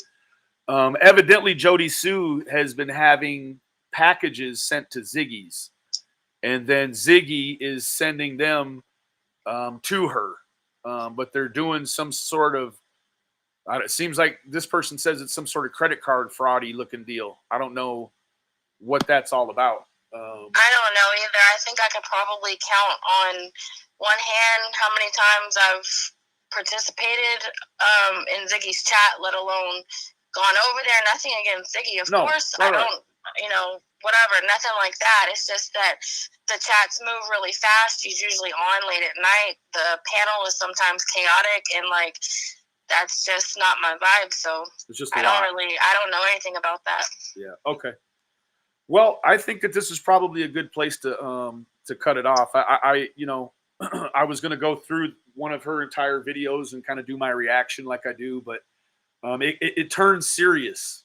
This was going to be a really light sort of bounce off of Jodie Sue into my day. I didn't expect to be here this long. This is topping the longest I've ever been on. So, but I'm losing traction with her. In my own understanding, and when I heard about this, if you want to see it, it's at the 30 right around the 30-minute mark. She starts talking about what you're going to do and you better do and all this other stuff there. So when I got word of that, it took a serious turn, and it got it's where we are now. So well, I mean, I appreciate you letting me know about that. I did know about it yesterday, that she was talking some crazy shit or whatever. But the thing is, like, I mean, I hope that as we talk, I think I would hope that maybe you might start to see that the reactions that you're giving is what is wanted. Correct. And because you have a certain way of responding to people who you're in conflict with that really puts them in a light that garners sympathy from other people. Yeah, it does. And It does. so I think that, you know, it's just going to continue. It's going to go on and on. You're never going to say anything that's going to make her say, you know what, actually, there might be some truth to that. Maybe I should just, no, it's not, because you go on the defense and then you say these jokes and then everybody says, oh, poor Jodie Sue. And it's just going to go on and on. Like, just don't even. Yeah, I've definitely, the way I have the power to break the cycle, you know, with her. And I definitely, you know, my mom, she's been on me too. She's like, you know what, that's the thing. Like, you have a way of, you know, your vernacular and the way you put it together, like, it's really hurtful. And I'm like, man, I know, but at the same time, there's like this fine line, because some of the greatest contradictions that have come for me in my investigation have come after I've pressed somebody real hard, and then they come on and they're in their feelings or emotions, and then they say something that was different than they said the last time. And I understand that. I understand the frustration with, you know, hypocrisy and inconsistency, but I mean, it's not just with Jodie Sue. Like, I just, sometimes whenever you get upset with people, you kind of go for the jugular, and I do. It really just makes everything drag out, you know? It can. I don't. Yeah. I know. It can. No, I'm actually, you know, I've been told by many people, they're like, man, last night was like the way you need to be all the time. And I was like, it is. But at the same time, like, I have like that bad cop thing too, that I could do well. And that really, you know, it seems to have worked, although a lot of people that are on the other end of it don't like it. And I get it. Like, you know, for me, I guess it, you know, I'm callous to it a little bit, because go ahead, guys, like, YouTube my name or Google my name, and you'll see, you know, more videos about me, you know, 1,000 times more videos about me than from me. So you got to be able to just turn that off, right? Like, you know, you only can master someone's life for them if they let you, right? Like, at any point, she wants to turn me off like an adult. Now, then I can't change like, her New Year's she spent addressing me. She should have spent her New Year's doing what you do on New Year's. That's about your family and your resolutions or whatever it is your deal is. But, you know, you when you change or alter the course of someone's life or day, you become their master for that period. So, you know, she's completely intoxicated by the way I treat her, and she just continues on. So you are right in one respect, and then, as far as, you know, the garnering and rendering of more information, sometimes with her, you've got to treat her a certain way in order to keep her talking. And that's just my take. That's my opinion.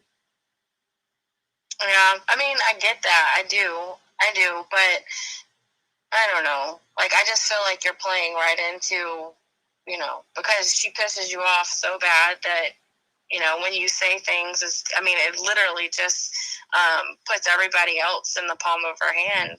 So yeah, it does. You're right. I got to change the design. You're exactly right. Probably. I mean, you can clap back factually, but, like, you know, like, the clowning on her and stuff is kind of like, you know, just kind of makes people feel like you're a bully. Well, you know, if you came with points, then, you know, points you can't argue, then it's like, what then? I do that, but it's mixed in. And you know what? My blasts are top notch, and that's the problem, right? Like, my score, when I get to scoring on somebody, man, it's top notch, right? So, yeah, you're right. I need to sort of address this, because I actually have someone that I'm very fond of, and they say, like, Benny, you're like the next Glenn Beck. And if anyone doesn't know who Glenn Beck is, go check him out.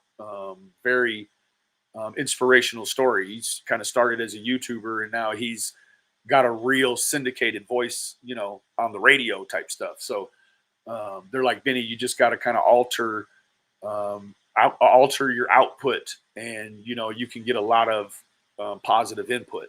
And I agree. I do agree. Yeah. I'm not trying to like, mom you to death or anything, but No, I know. I see.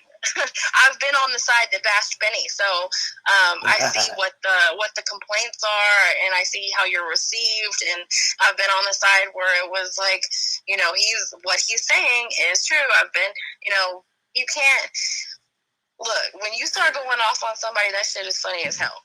But is it helpful? Is it helpful?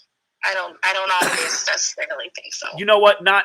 It's probably not as helpful as it is unhelpful, but it has been helpful, and I think that that's the thing that that I still hold on to is that I can remember back to a time when it was helpful. So, and it's just it's really just I guess my own idiotic way of stooping to someone else's level. Yeah, and Shannon says if Benny don't clown, he will just be everyone else. Keep Benny. And I don't ever want anybody to change who they are, but I do think No, yeah, you can polish it. You can polish it for sure.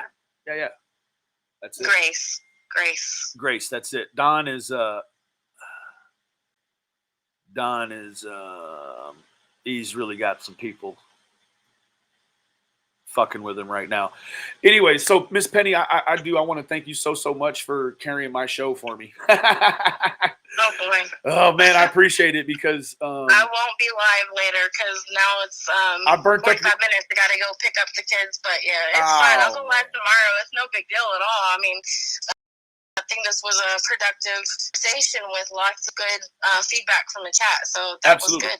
Absolutely. I agree. I just need to take it in and process it and just kind of try to digest it because I know you're a very intelligent woman and you seem to have sort of made a peace with the way you think about Jodie Sue, and I'm trying to obtain that too because I want to be able to what I want to be able to do is rule Jodie Sue out as just somebody that's barking noise all the time.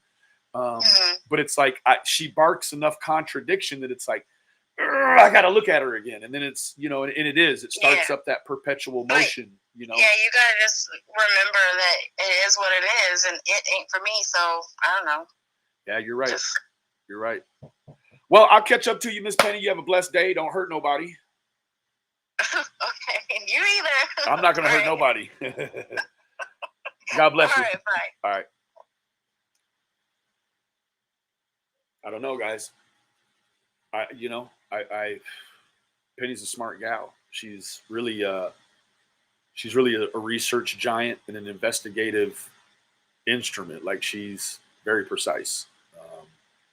Do any of us make mistakes? Of course we do.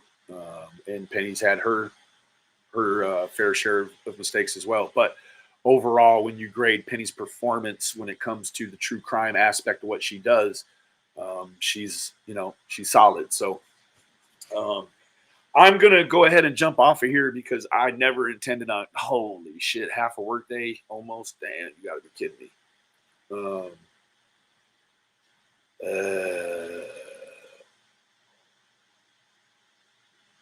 Okay, well, I've got work to do to put together the 2 tacos session tonight. And I've just got a ton of other real life stuff to do. So I should have been off here about 2 hours and 19 minutes ago. Anyways, guys, go ahead and digest that, unpack it, take away from it what you can, leave what you can't. And we'll catch up to you later on, man. Remember, the absence of evidence is not the evidence of absence. God bless.